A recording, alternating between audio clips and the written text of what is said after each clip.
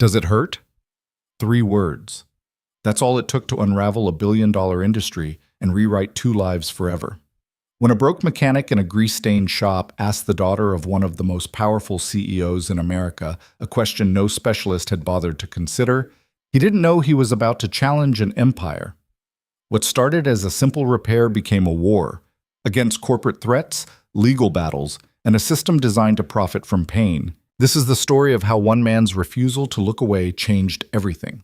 If you're watching from anywhere in the world, drop your city in the comments below. I want to see how far this story travels, and if it moves you, hit that like button. Now let's begin. The coast had a way of making everything feel smaller, not in a bad way, just quieter. Like the world had agreed to slow down long enough for people to catch their breath. Ethan Cole had lived in Grayport his whole life, and he'd never wanted to leave. Not because it was special. It wasn't. The paint peeled off most of the buildings. The fishing docks smelled like rust and old bait. Half the shops on Main Street had been boarded up since the cannery closed 15 years back. But it was home. Ethan's garage sat at the edge of town, tucked between a laundromat that only worked half the time and a bar that opened too early and closed too late. The sign above the door said, Cole & Son Auto Repair, even though there was no son. Just Ethan. And sometimes Lily. She was 7, small for her age with dark hair that tangled no matter how much he brushed it, and eyes that seemed too old for a kid. She'd learned early how to be quiet when things got hard. Ethan hated that about her. Not her. Never her. But the fact that she'd had to learn it at all. It was a Thursday afternoon when the black SUV pulled up. Ethan was under a '98 Civic, wrestling with a transmission that had no business still running when he heard the engine. Expensive, smooth, the kind of car that didn't belong in Grayport. He rolled out from under the Civic, wiping his hands on a rag that only spread the grease around. The SUV's door opened and a woman stepped out. She was tall, polished.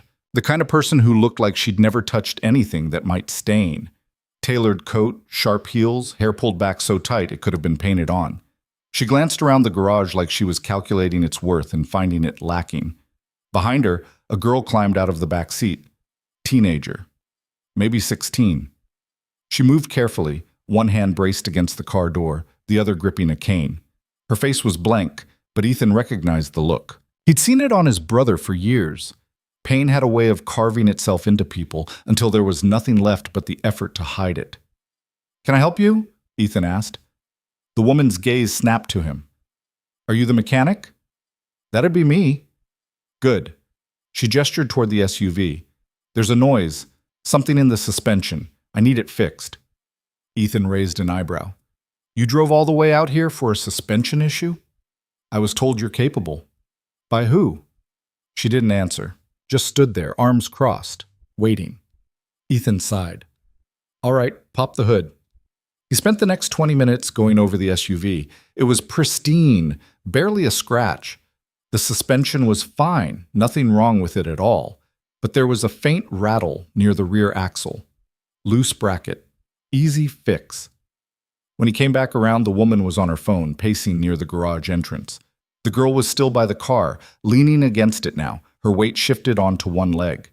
Ethan walked over. "Found it. Just a bracket. I can tighten it up in 10 minutes. "Fine." He started to turn, then stopped, looked at the girl. She was staring at the ground, jaw tight. Her knuckles were white around the cane. "Does it hurt?" Ethan asked. The woman's head snapped up. "Excuse me?" Ethan ignored her, kept his eyes on the girl. "Your leg. Does it hurt right now?" The girl blinked, like no one had asked her that in a long time. "It always hurts," she said quietly. "Arya," the woman said sharply, "we're not here for a consultation." But Arya wasn't looking at her mother. She was looking at Ethan. "What kind of hurt?" he asked. "Sharp? Dull? Does it get worse when you stand?" "All of it," Arya said. "Worse when I walk, worse when I sit too long, worse when I don't move at all." Ethan frowned. "What have the doctors said?" "Everything they can," the woman cut in. "We're done discussing this." "Ma'am, I wasn't talking to you." The woman's expression went cold. "I don't know who you think you are." "I'm the guy fixing your car," Ethan said evenly, "and I'm asking your daughter a question. If that's a problem, you can take your car somewhere else. For a moment, the woman looked like she might actually leave. But then Arya spoke. They say it's nerve damage, she said. From an accident. They gave me a brace. It's supposed to help. Does it? Arya hesitated. No. Ethan glanced at the brace. It was high-end. Carbon fiber. Precision joints. The kind of thing that costs more than most people made in a year. But something about it looked wrong. Can I see it? He asked. Absolutely not, the woman said. Mom. Arya's voice was quiet but firm. It's fine. The woman opened her mouth to argue, then closed it. She looked at her daughter for a long moment before finally stepping back. Arya sat down on the bench near the garage entrance. Ethan knelt beside her, studying the brace. It ran from her ankle to just below her knee. The joint at the ankle was rigid, locked in place. No flex, no give. Does this move at all? Ethan asked. It's not supposed to, Arya said. The doctor said my ankle can't support my weight. But you said it hurts when you stand. Yeah. Where? Arya touched a spot just above her heel. Here. Like something's grinding. Ethan ran his thumb along the edge of the brace. The angle was wrong, subtle but wrong. It was forcing her foot into a position that put all the pressure on the wrong part of her ankle. This thing's fighting you, he said. What?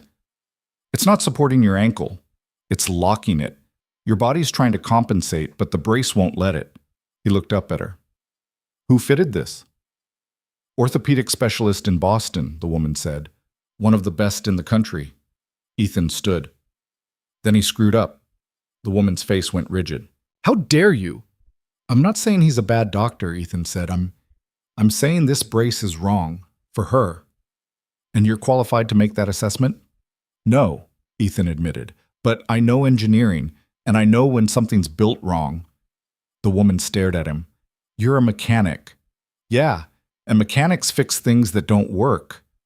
Arya was looking at him now, something fragile and sharp in her expression. Hope, maybe. Or desperation.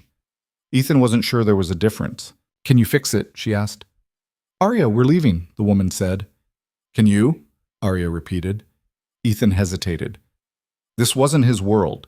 He fixed cars, transmissions, brake lines, not people, but the way Arya was looking at him, like he was the first person in a long time who'd actually listened, made it hard to say no. I don't know, he said honestly, but I can try. The woman let out a sharp laugh. This is insane. You want me to trust my daughter's health to a grease monkey in the middle of nowhere? Victoria. Arya's voice was steady, calm. Let him try. Victoria. So that was her name. Ethan filed it away. Victoria stared at her daughter, then at Ethan, then back again. Finally, she pulled out her phone. I'm making a call, she said. To our lawyer. If you do anything that makes her condition worse, I will bury you. Ethan nodded. Fair enough. Victoria walked outside, phone pressed to her ear. Ethan turned back to Arya. You sure about this? He asked. Arya smiled. It was small, tired, but real. No, but I'm tired of being sure about things that don't work. Ethan almost laughed. All right then. He spent the next hour taking measurements, range of motion, pressure points, the exact angle of her foot when she stood. Arya answered every question without complaint, even when he asked her to move in ways that clearly hurt. By the time he was done, Victoria had returned. She didn't say anything, just watched. I'll need a few days, Ethan said. Maybe a week. I'll build something adjustable. See if we can find an angle that works better. And if it doesn't? Victoria asked. Then you're out a week and I'm out some materials, Ethan said. But at least we'll know. Victoria studied him for a long moment. Then, to his surprise, she nodded. 1 week, she said. Not a day more. Lily was sitting on the workbench when Ethan came back inside, swinging her legs and coloring in a book that was more scribbles than lines. Who was that? She asked. Customers, Ethan said. The fancy lady? Yeah. Lily wrinkled her nose. She didn't smile. Some people don't. Why? I don't know, Lil. Maybe they forgot how. Lily considered this, then went back to her coloring. Ethan watched her for a moment. then crossed to the corner of the garage where he kept his brother's old wheelchair. Michael had been gone for 3 years. Heart failure. Quiet. Quick. A mercy, the doctors said, after everything else he'd been through. Ethan still wasn't sure he believed in mercies, but he'd kept the chair, and the notes, and the dozen failed prototypes he'd built over the years, trying to make something, anything, that might have helped. He pulled one of the old designs off the shelf. It was crude, ugly, but the concept was sound, adjustable joint, multi-axis rotation. He'd never finished it, never had a reason to, until now. The first prototype took 3 days. Ethan worked late every night, long after Lily had fallen asleep on the couch in the back office. He used aluminum for the frame. Light, strong, easy to shape. The joint was salvaged from an old hydraulic lift, modified and reinforced until it could handle the torque. It wasn't pretty, but it moved. He called Victoria on the 4th day. She answered on the 2nd ring. Yes? It's Ethan Cole. I've got something. If Arya's willing, I'd like her to try it. There was a pause. We'll be there in an hour. They arrived in 45 minutes. Arya looked more tired than she had the first time. Ethan wondered how much sleep she'd been getting. Probably not enough. All right, he said, holding up the brace. Full disclosure, this is rough. It's not finished, but I want to see if the concept works before I waste time polishing it. Arya nodded. Okay. He helped her remove the old brace. Her leg was thinner than he'd expected beneath it. The muscle atrophied from months, maybe years, of limited movement. The skin around her ankle was red and raw. Jesus, Ethan muttered. It rubs, Arya said quietly. I can see that. He fitted the new brace carefully, adjusting the straps until it sat snug but not tight. The joint was positioned just below her ankle, allowing the foot to flex. Try standing, he said. Arya pushed herself up slowly, weight shifting onto the braced leg. She froze. What? Ethan asked. Too tight? No. Arya's voice was shaking. It doesn't hurt. Victoria stepped forward. What? It doesn't hurt, Arya repeated. She took a step, then another. Her movements were stiff, cautious, but there was no grimace, no hitch in her breath. How is that possible? Victoria asked. The angle, Ethan said. The old brace was forcing her foot down. This one lets it move naturally, takes the pressure off the nerve. Arya walked a slow circle around the garage. When she stopped, there were tears in her eyes. I haven't walked without pain in 2 years, she said. Victoria was staring at Ethan like he'd just pulled off a magic trick. You did this in 4 days. Concept simple, Ethan said. Execution's the hard part.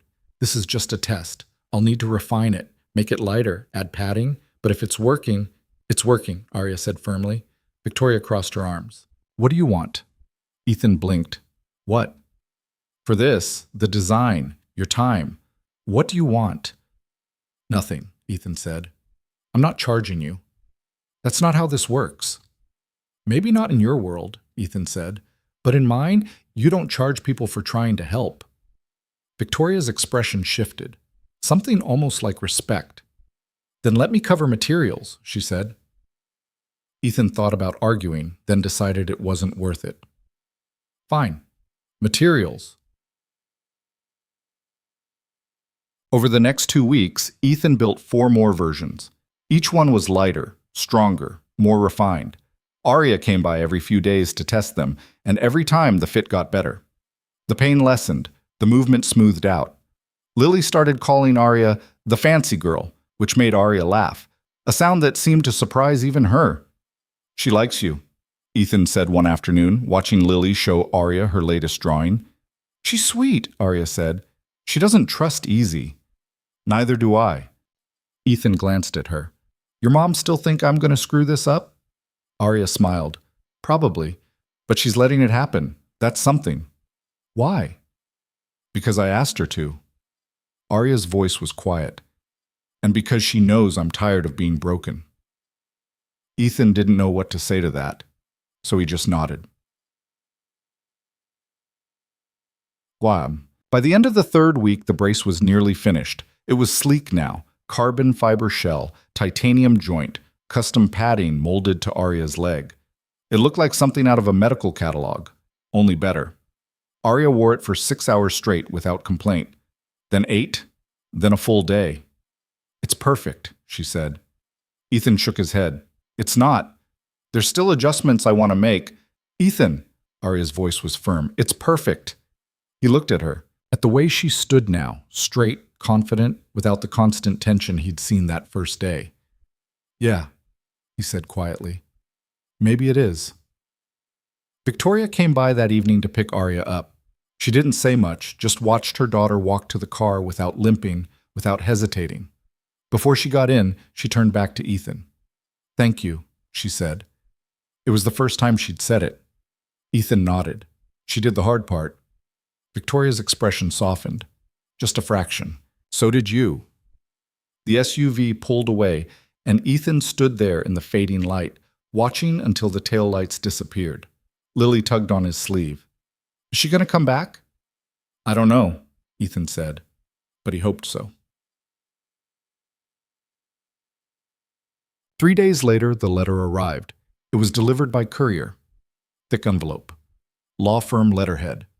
Ethan opened it at the workbench, Lily coloring beside him. The first line made his stomach drop. Cease and desist. He read it twice, then a third time. The firm represented a medical device company called Apex Mobility.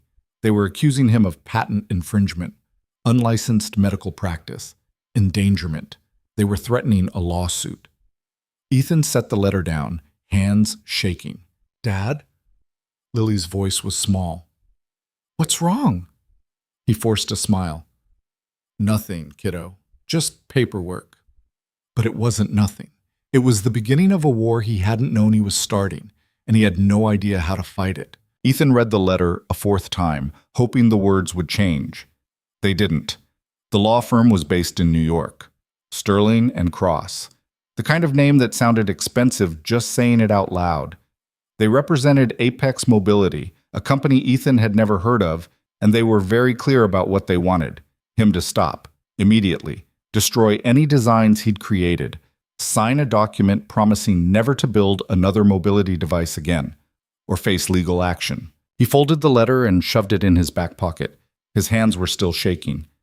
Dad? Lily was watching him now, crayon frozen halfway to the paper. You look scared.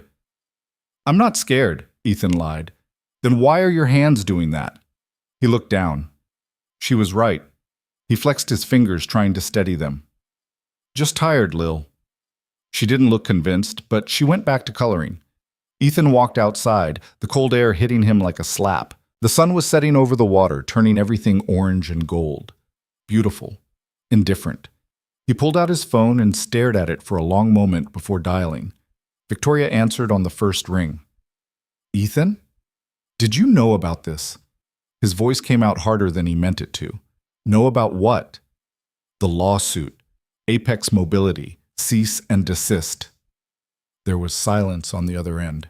Then quietly, when did you get it? Today. Courier delivered it an hour ago. Victoria swore. Ethan had never heard her swear before. I'll handle it, she said. How? You know these people? I know everyone, Victoria said. Give me 24 hours. Victoria, 24 hours, Ethan. Don't do anything stupid in the meantime. She hung up. Ethan stood there, phone in hand, staring at the ocean. Don't do anything stupid. Too late for that. He'd already built the thing that started this. He went back inside. Lily had abandoned her coloring and was sitting cross-legged on the workbench watching him. Is the fancy girl in trouble? She asked. No, Ethan said. I am. Because you helped her? Yeah, Lily frowned. That's dumb. Ethan almost smiled. Yeah, kiddo, it really is. Victoria called back the next morning. Ethan was replacing spark plugs on a Ford Ranger when his phone buzzed. I made some calls, she said without preamble. Apex is a subsidiary of Hillcrest Medical. They manufacture orthopedic devices, braces, implants, joint replacements. They hold patents on a dozen different mobility systems. So the brace you built uses a similar joint mechanism to one of their designs. They're claiming infringement. Ethan wiped his hands on his jeans. I didn't copy anything. I built it from scratch. I know, but that doesn't matter. Not to them. Then what do I do? Victoria was quiet for a moment. You could fight it, but that means lawyers, court, years probably, and they have resources you don't. Or you stop, destroy the designs, walk away. Ethan laughed. It came out bitter. That what you want me to do? No, Victoria said, but I'm trying to be realistic. Realistic, Ethan repeated. Your daughter can walk without pain for the first time in 2 years, and you want me to be realistic. Ethan, forget it. He hung up. He regretted it immediately, but he didn't call back. The garage was quiet for the next few days. Ethan worked on the usual jobs, oil changes, brake pads, a radiator that had cracked in 3 places. Normal stuff, safe stuff. But his mind kept drifting back to the letter. He thought about calling a lawyer, but lawyers cost money, and he didn't have much of that. The mortgage was 2 months behind. Lily's school fees were due next week. He'd been putting off fixing the roof because he couldn't afford the materials. Fighting Apex would bankrupt him, but walking away felt worse. On the 3rd day, Arya showed up. She walked into the garage without knocking, still wearing the brace he'd built. She looked furious. Why didn't you tell me? She demanded. Ethan looked up from the engine block he was cleaning. Tell you what? The lawsuit, the letter, my mom told me. It's not your problem. Yes, it is. Arya crossed her arms. They're suing you because of me. They're suing me because I built something that works, Ethan said. That's on me, not you. Then let me help. How? Arya hesitated. I don't know yet, but there has to be something. Ethan set down his wrench. Look, I appreciate it, but this is complicated. These people have lawyers, money, patents. I'm just a guy in a garage. You're the guy who fixed what 100 specialists couldn't, Arya said. That's not nothing. Maybe not, but it doesn't change the math. Arya stared at him for a long moment. Then she pulled out her phone. What are you doing? Ethan asked. Calling someone who can actually help. 2 days later, a man named David Morse showed up at the garage. He was younger than Ethan expected. Maybe 35, in jeans and a button-down that looked like it had been slept in. He carried a beaten-up messenger bag and had the kind of energy that made Ethan tired just looking at him. Ethan Cole? David stuck out his hand. I'm a journalist. Arya Hale reached out to me. Ethan shook his hand warily. About what? About this. David pulled a folded printout from his bag. It was the cease and desist letter. She sent me a copy, along with photos of her brace and a very detailed explanation of what you did. I didn't ask her to do that. I know, but she did anyway. David grinned. And it's a hell of a story. I'm not looking for publicity. Maybe not, but Apex is. They've been in the news before. Overpriced devices, faulty products. There was a recall 2 years ago on one of their knee braces. Defective hinge caused fractures in 6 patients. Ethan frowned. I didn't know that. Most people don't. They settled out of court. NDAs all around. David leaned against the workbench. But this? A mechanic building a better brace in his garage and getting sued for it? That's the kind of story people pay attention to. I don't want attention. Then you're going to lose, David said bluntly, because Apex is counting on you being quiet. They're counting on you not having the resources to fight back. But if you go public, if you show people what you built and why, it changes the game. Ethan looked at him. How? Public pressure, social media, news outlets. Make it too expensive for them to keep coming after you. David pulled out a camera. I want to do a piece. Interview you, photograph the brace, talk to Arya, show people what's actually happening here. And if it doesn't work? David shrugged. Then you're in the same place you are now. But at least you tried. Ethan thought about it. About the letter. About Arya walking without pain. About Lily, watching him with those 2 old eyes, learning that helping people got you punished. All right, he said, but Lily stays out of it. And if Arya changes her mind, we stop. David nodded. Deal. Yeah. The article went live 4 days later. David titled it, The Mechanic versus the Machine. It was long, detailed. He'd interviewed Ethan, Arya, even dug up court records from the recall case. He included photos of the brace, both the old one and Ethan's design, and a video of Arya walking. Within 24 hours, it had been shared 10,000 times. Within 48, it was everywhere. News stations picked it up. Reddit threads exploded. Twitter was a mess of outrage and support. Someone started a GoFundMe to cover Ethan's legal fees. It hit $50,000 in 3 days. Ethan didn't know how to feel about any of it. "You're famous," Lily announced one morning, holding up his phone. There was a picture of him on the screen, grease-stained and exhausted, standing next to the brace. "I'm not famous," Ethan said. "People are just mad."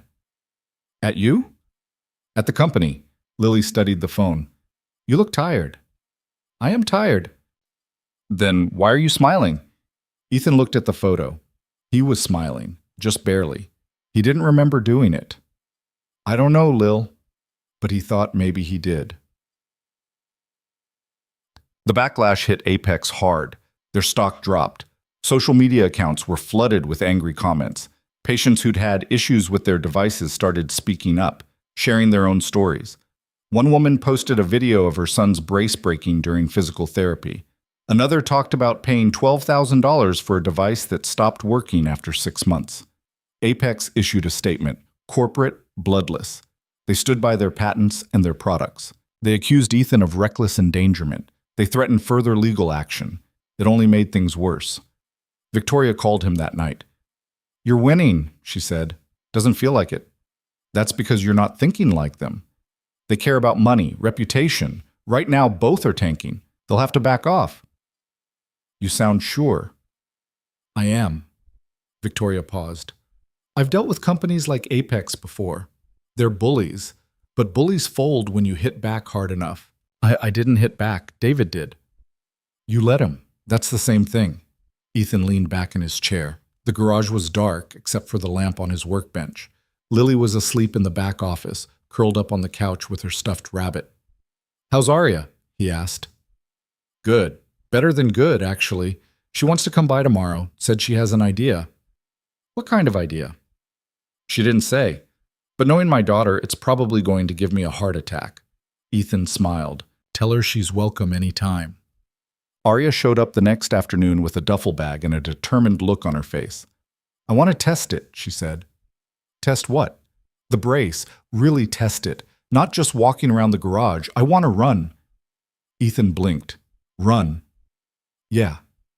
"Arya, I built that thing for walking. Stability. I don't know if it can handle—" "Then let's find out." She was already unzipping the duffel bag.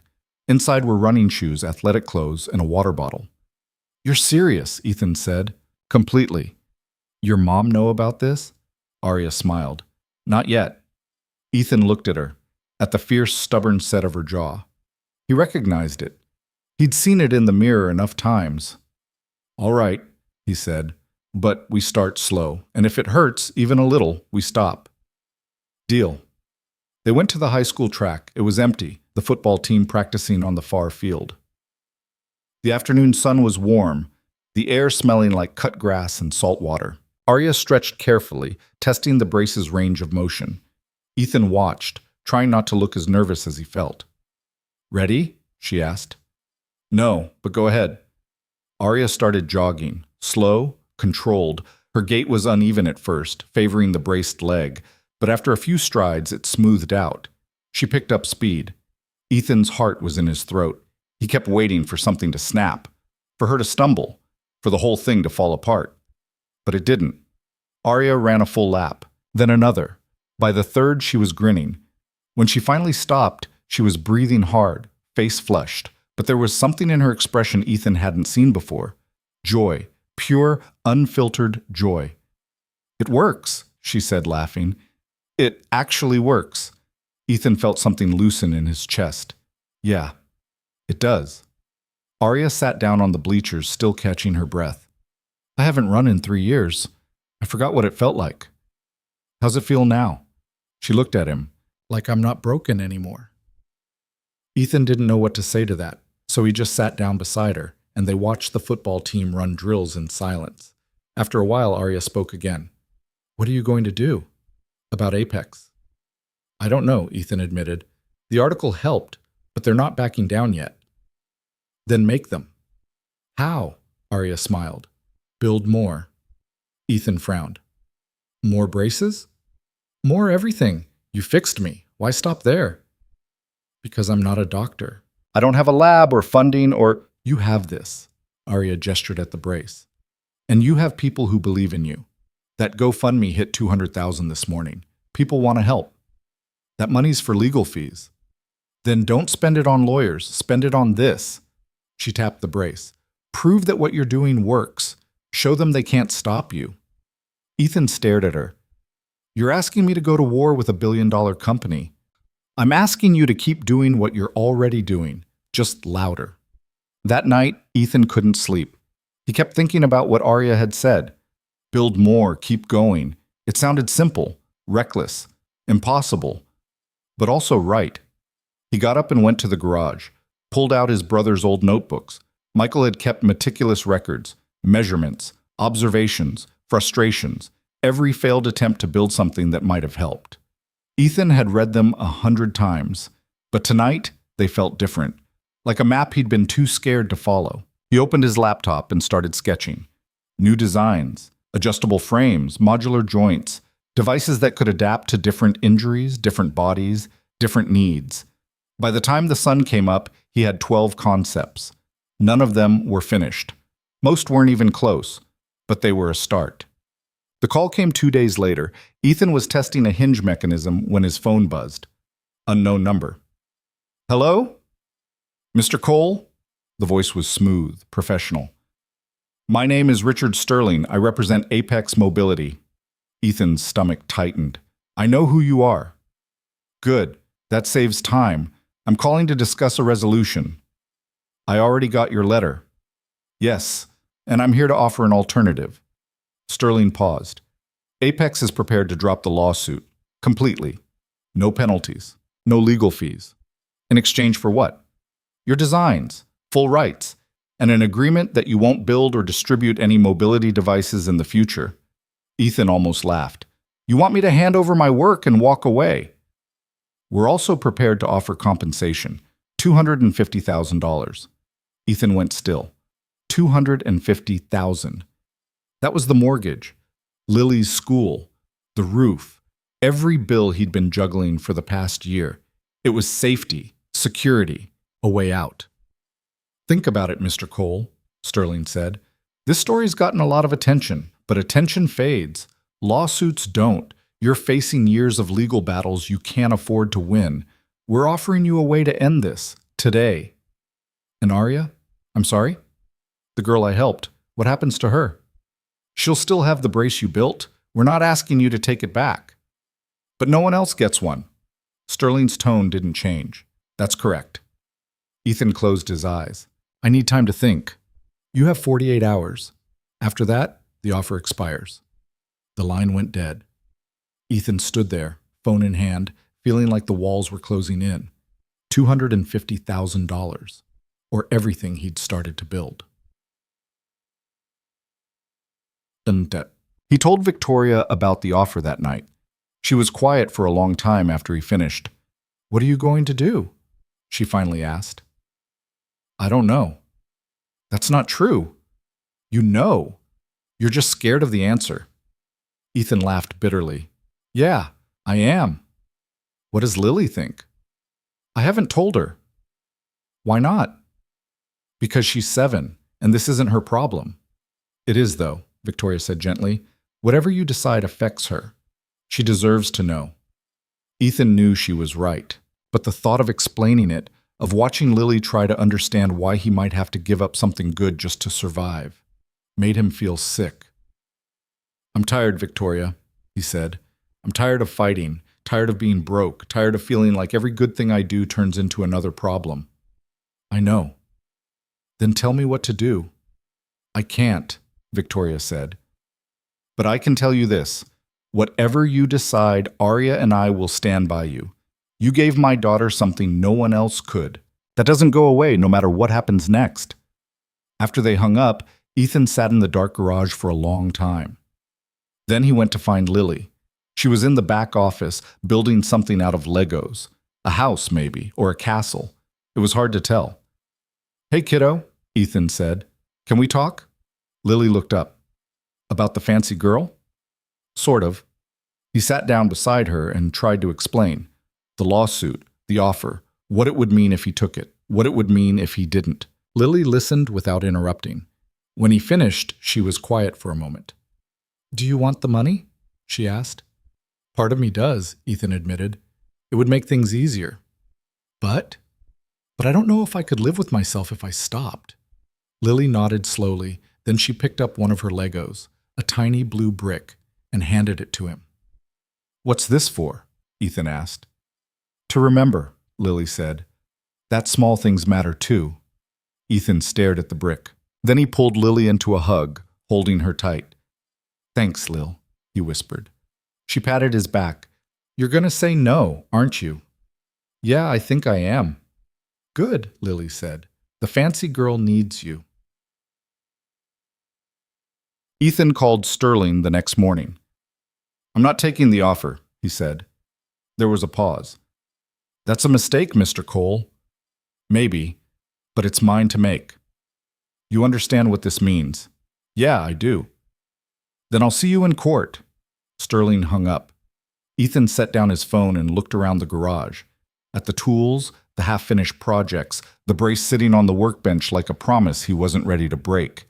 He didn't know if he could win, but he knew he had to try. The first thing Ethan did after turning down the money was panic. Not right away. At first, there was a strange kind of calm. He'd made the decision. It was done. But then around 3 in the morning, he woke up drenched in sweat, his mind racing through every worst-case scenario he could imagine. Losing the garage. Losing the house. Lily taken away because he couldn't provide for her. All of it felt suddenly horribly real. He got out of bed and went to the kitchen, made coffee he didn't drink, stared at the dark window until the sun started to rise. By the time Lily woke up, he'd convinced himself he'd made the right choice, or at least the only choice he could live with. The garage opened at 8. Ethan was there by 7, going through the motions of normalcy. Oil change on a Camry, tire rotation on a pickup. Simple stuff that didn't require much thinking, but his hands felt clumsy, his focus scattered. Around 10, a van pulled up outside. Ethan didn't recognize it at first. Then the side door opened and a man in a wheelchair rolled out. He was older, maybe 60, with gray hair and a face that had seen too much sun. Behind him, a woman, his wife probably, helped unfold a ramp. The man rolled up to the garage entrance and stopped. "You Ethan Cole?" he asked. "Yeah." The man stuck out his hand. "Name's Tom Brooker. I saw the article. The one about what you did for that girl." Ethan shook his hand. "Okay." Tom gestured to his chair. "I've been in this thing for 8 years, spinal injury. The VA got me set up with it, but the damn thing's a nightmare. Heavy. Locks up every other week. I can barely get it through my own front door." "I'm sorry to hear that," Ethan said carefully, "but I'm not asking for charity," Tom interrupted. "I saw that GoFundMe. 200 grand and change. Last I checked. People want to help. So let me be one of them. I'll pay for materials. Hell, I'll pay for your time if you want. Just take a look. See if there's anything you can do." Ethan hesitated. This wasn't what he'd signed up for. He'd built one brace for one person. That was supposed to be it. But Tom was looking at him with the same expression Arya had worn that first day. Tired. Desperate. Hoping for something he'd learned not to expect. "All right," Ethan said. "Let me see it." Tom's chair was a mess. The frame was bent in 2 places. The wheels wobbled. The motor made a grinding sound that set Ethan's teeth on edge. He spent 20 minutes going over it, taking notes, asking questions. "This thing's held together with duct tape and prayers," Ethan muttered. Tom laughed. "Tell me about it." "Why haven't you gotten it replaced?" "Can't afford it. VA says this one's still functional, technically." Tom shook his head. "But functional and livable aren't the same thing." Ethan straightened up. "I can't fix this, not completely, but I can make it better. Lighter frame, better wheels, maybe rig up something to stabilize the motor." "How long?" "Couple weeks. Maybe less if I can source the parts." Tom grinned. "Then let's do it." After Tom left, Ethan stood in the garage, staring at the notes he'd taken. He felt something stirring in his chest, something that felt like purpose. By the end of the day, 3 more people had shown up. A woman with a knee brace that cut into her skin, A teenager with a prosthetic foot that didn't fit right. An elderly man whose walker kept collapsing under him. Word was spreading faster than Ethan had anticipated, and every single one of them had the same look in their eyes. Hope. Ethan didn't know how to tell them no. So he didn't. By the end of the week, he had a waiting list. Victoria came by on Saturday morning, looking skeptical. "You're taking on new clients," she said. It wasn't a question. "People need help," Ethan said. "People always need help. That doesn't mean you have to be the one to give it." "Then who does?" Victoria didn't have an answer for that. She crossed her arms and looked around the garage. It was more crowded than usual. Wheelchairs, braces, walkers, all in various states of disrepair. "You're going to burn out," she said. "Maybe. And you're going to get sued again. Probably worse this time." "Also possible," Victoria sighed. "You're infuriating, you know that?" "I've been told." She pulled out her phone. "I'm putting you in touch with someone. A friend of mine. Patent attorney. He owes me a favor." "Victoria, don't argue. You're going to need legal protection if you keep doing this. And if you're too stubborn to take the money, at least let me help in other ways." Ethan wanted to argue, but he was too tired, and she was right. "Thank you," he said. Victoria nodded. "Don't make me regret this." The attorney's name was Marcus Levitt. He called that afternoon. "Victoria says you're picking a fight with Apex Mobility," Marcus said. His voice was warm, amused.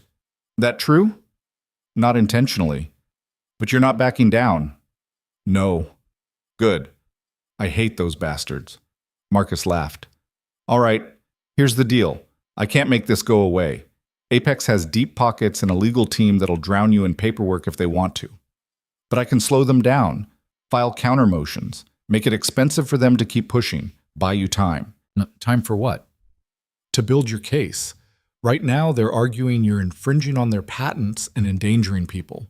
If you can prove neither of those things is true, you've got a shot." "How do I prove that?" "Documentation, test results, expert testimonials. Show that what you're building is safe, effective, and distinct from their designs. Make it impossible for them to claim you're a threat."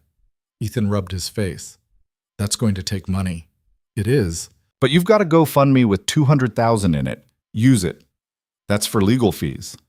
"This is legal strategy," Marcus said. "Same thing." After they hung up, Ethan sat at his workbench and stared at his laptop. The GoFundMe page was still active. Comments poured in every day. People he'd never met, offering support, sharing their own stories of broken devices and indifferent manufacturers. He hadn't asked for any of it, but it was there, waiting. He opened a new document and started typing. A plan, testing protocols, Kailau lists, a roadmap for what came next. It wasn't perfect, but it was a start. Arya stopped by the next day with coffee and a determined expression. "I want to help," she said. "You already did." "Not enough." She set the coffee down on the workbench. "I've been thinking. You need data. Proof that what you're building works. So let me be your test case." "You already are." "Not officially. I mean medical documentation. Before and after assessments, range of motion tests, pain scale tracking, everything." Ethan frowned. "That's a lot of appointments, doctors, paperwork." "I know, but my mom has connections. She can set it up." Arya leaned forward. "If you're going to fight Apex, you need evidence that holds up in court. Let me give you that." Ethan looked at her. She was 16. She should have been worrying about school, friends, normal teenage problems, not lawsuits and medical testimony. "You sure about this?" he asked. "Completely." "Your mom on board?" Arya smiled. "She will be. Eventually." Victoria was not, in fact, on board. At least not immediately. "You want to turn our daughter into a case study?" she said when Ethan called her that evening. She volunteered. "She's 16. She's also the only reason any of this is happening," Ethan said. "And she's right. If I'm going to prove what I'm doing works, I need documentation." Victoria was silent for a long moment. "If this backfires, if it hurts her in any way, I will destroy you." "I know." "Fine, I'll set up the appointments, but we're doing this right. Board-certified specialists, full evaluations, no shortcuts." "Agreed." The evaluation started the following week. Arya went through a battery of tests, gait analysis, strength assessments, pain tolerance measurements. Everything was recorded, documented, compared against her previous medical records. The results were undeniable. Before Ethan's brace, Arya's mobility had been severely limited. Pain levels consistently rated 7 or 8 out of 10. Range of motion restricted. Muscle atrophy evident. After, pain levels dropped to 2 or 3. Range of motion increased by 40%. Muscle tone improving. She could walk, jog, even run short distances without significant discomfort. One of the specialists, a Dr. Reyes, called Ethan personally. "I don't know how you did this," Reyes said, "but whatever you built, it's working better than anything I've seen in 20 years of practice." "It's just engineering," Ethan said. "No, it's not." Reyes paused. "I'd like to write a paper, document the case, submit it to a medical journal, with your permission." Ethan felt something shift in his chest. "You think it'd get published?" "I think it'll get attention, the right kind." "Then yeah, do it." By mid-month, Ethan had completed modifications on 4 devices: Tom's wheelchair, the woman's knee brace, the teenager's prosthetic, the elderly man's walker. Each one worked. Not perfectly, there were still adjustments to make, kinks to work out, but they worked well enough that the people using them cried when they tried them. Ethan didn't know how to process that, so he just kept building. The article David had written continued to circulate. New stories started appearing. Local news picked it up. Then regional outlets. Someone started a petition demanding Apex drop the lawsuit. It got 50,000 signatures in a week. Apex responded with silence, which somehow felt worse than threats. Then, 3 weeks after Ethan had turned down their offer, the other shoe dropped. It wasn't a letter this time. It was a court summons. Apex was moving forward with a formal lawsuit: patent infringement, unlicensed medical practice, reckless endangerment. They were seeking damages, injunctions, a court order to halt all of Ethan's work immediately. Marcus called him that night. "They're playing hardball," Marcus said. "This isn't just about shutting you down. They want to make an example out of you. Can we fight it?" "We can try, but Ethan, I need you to understand something. This is going to get ugly. They're going to dig into your life, your finances, your history. They'll look for anything they can use against you." Ethan thought about Lily, about the nights he'd been too tired to help with homework, the times he'd snapped at her because he was stressed, every mistake he'd made as a parent. "Let them look," he said. "I've got nothing to hide." "Everyone's got something to hide?" "Then I guess we'll find out." The preliminary hearing was set for 6 weeks out. Marcus started building the defense: expert witnesses, documentation, testimony from the people Ethan had helped. It was exhaustive, expensive, and terrifying. The GoFundMe money started disappearing fast. Legal fees, testing costs, materials for new builds. Ethan watched the balance drop and tried not to think about what would happen when it ran out. One night, he was working late in the garage when Arya showed up. She looked upset. "What's wrong?" Ethan asked. "I had a fight with my mom." "About what?" "About you. About this." Arya gestured around the garage. "She thinks I'm getting too involved, that I should focus on school, my own recovery, not your legal problems." "She's not wrong." "Yes, she is." Arya's voice was fierce. "You gave me my life back. I'm not just going to walk away because it's complicated." "Arya, don't tell me I'm too young or that it's not my fight. It is my fight, because if you lose, it's not just you who suffers. It's everyone else you could have helped." Ethan looked at her, at the fire in her eyes. She reminded him of Michael. His brother had been like that: stubborn, relentless, unwilling to give up even when giving up made sense. "You're going to make a hell of a lawyer someday," Ethan said. Arya smiled. "I'm thinking engineer, actually." "Yeah?" "Yeah.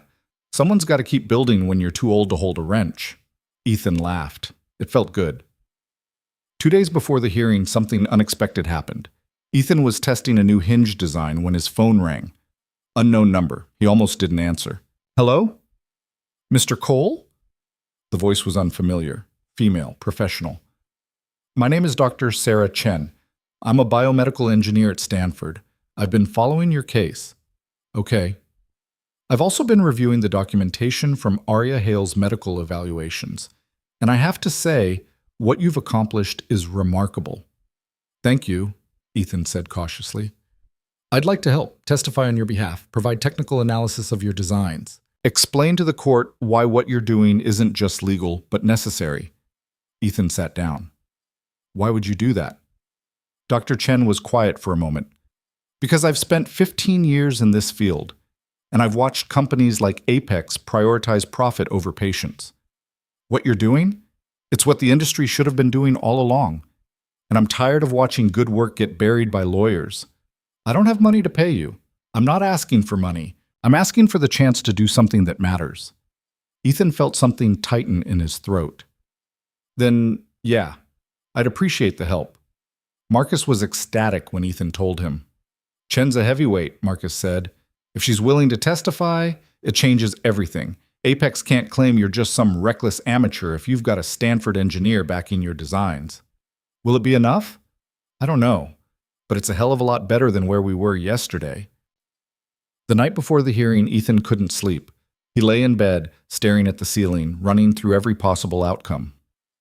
He thought about Lily, asleep down the hall, about Arya and Tom and all the others who were counting on him, about Michael, who'd never gotten the chance to walk again. Around 2 a.m, he got up and went to the garage. The brace he'd built for Arya was sitting on the workbench. He picked it up, turning it over in his hands. It was simple, functional. Nothing fancy, but it worked, and maybe that was enough. The hearing started at 9. Ethan wore the only suit he owned. It was old, a little tight, but clean. Marcus met him outside the courthouse, looking calm in a way Ethan envied. Ready? Marcus asked. No? Good. Means you're paying attention. The courtroom was smaller than Ethan had expected. Apex's legal team sat on one side, 3 lawyers in identical dark suits. On the other side, it was just Ethan, Marcus, and a stack of documents that felt woefully inadequate. The judge was a woman in her 50s, sharp-eyed and no-nonsense. She read through the preliminary motions without expression, then looked up. Mr. Cole, she said, you're representing yourself in this matter? No, Your Honor, Marcus said, standing. Marcus Levitt, representing the defendant. The judge nodded. Very well. Let's proceed. Apex's lead attorney, a man named Harrison, stood and launched into his argument. Patent infringement, unlicensed medical practice, endangerment of public health. He spoke with the kind of polished confidence that came from winning cases like this 100 times before. Ethan felt his stomach twist. Then it was Marcus's turn. He stood slowly, adjusted his glasses, and smiled. Your Honor, he said, my client isn't a criminal. He's a mechanic, a father, a man who saw someone in pain and tried to help. Apex Mobility would have you believe that helping people is a crime, that innovation outside their control is dangerous, but the evidence tells a different story. Marcus presented Arya's medical evaluations, Dr. Reyes's report, testimonies from the people Ethan had helped, photos, data, everything. Harrison objected repeatedly. The judge sustained some, overruled others. Then Marcus called Dr. Chen to the stand. She was calm, articulate. She walked through Ethan's designs piece by piece, explaining the engineering principles, the safety measures, the improvements over existing devices. She spoke in language the court could understand, and when Harrison tried to trip her up, she didn't flinch. Mr. Cole's work isn't just competent, Dr. Chen said. It's innovative. He's addressing problems the industry has ignored for years, problems that cost patients their mobility, their independence, their quality of life. Harrison leaned forward. But he's not a licensed medical professional. No, Dr. Chen agreed. He's an engineer, and engineering is what these devices need. Not more patents, not more profit margins, better design. The hearing lasted 4 hours. By the end, Ethan's head was pounding and his hands were shaking. The judge took a recess to review the materials. When she returned, her expression was unreadable. This is a complex case, she said, and it raises questions that go beyond this courtroom. However, based on the evidence presented today, I'm not prepared to issue an injunction halting Mr. Cole's work. Not yet. Ethan felt his heart skip. That said, the judge continued, Apex's concerns about unlicensed medical practice are not without merit. Mr. Cole, if you intend to continue this work, you will need to ensure proper oversight, medical consultations, safety testing, documentation. Understood, Your Honor, Marcus said. The judge nodded. We'll reconvene in 60 days. In the meantime, Mr. Cole is permitted to continue his work under the conditions I've outlined. Court is adjourned. The gavel came down. Ethan sat there, not quite believing it. We won? He asked. Marcus smiled. We didn't lose. Which, right now, is the same thing. Outside the courthouse, Arya was waiting. So was Victoria. And David, the journalist.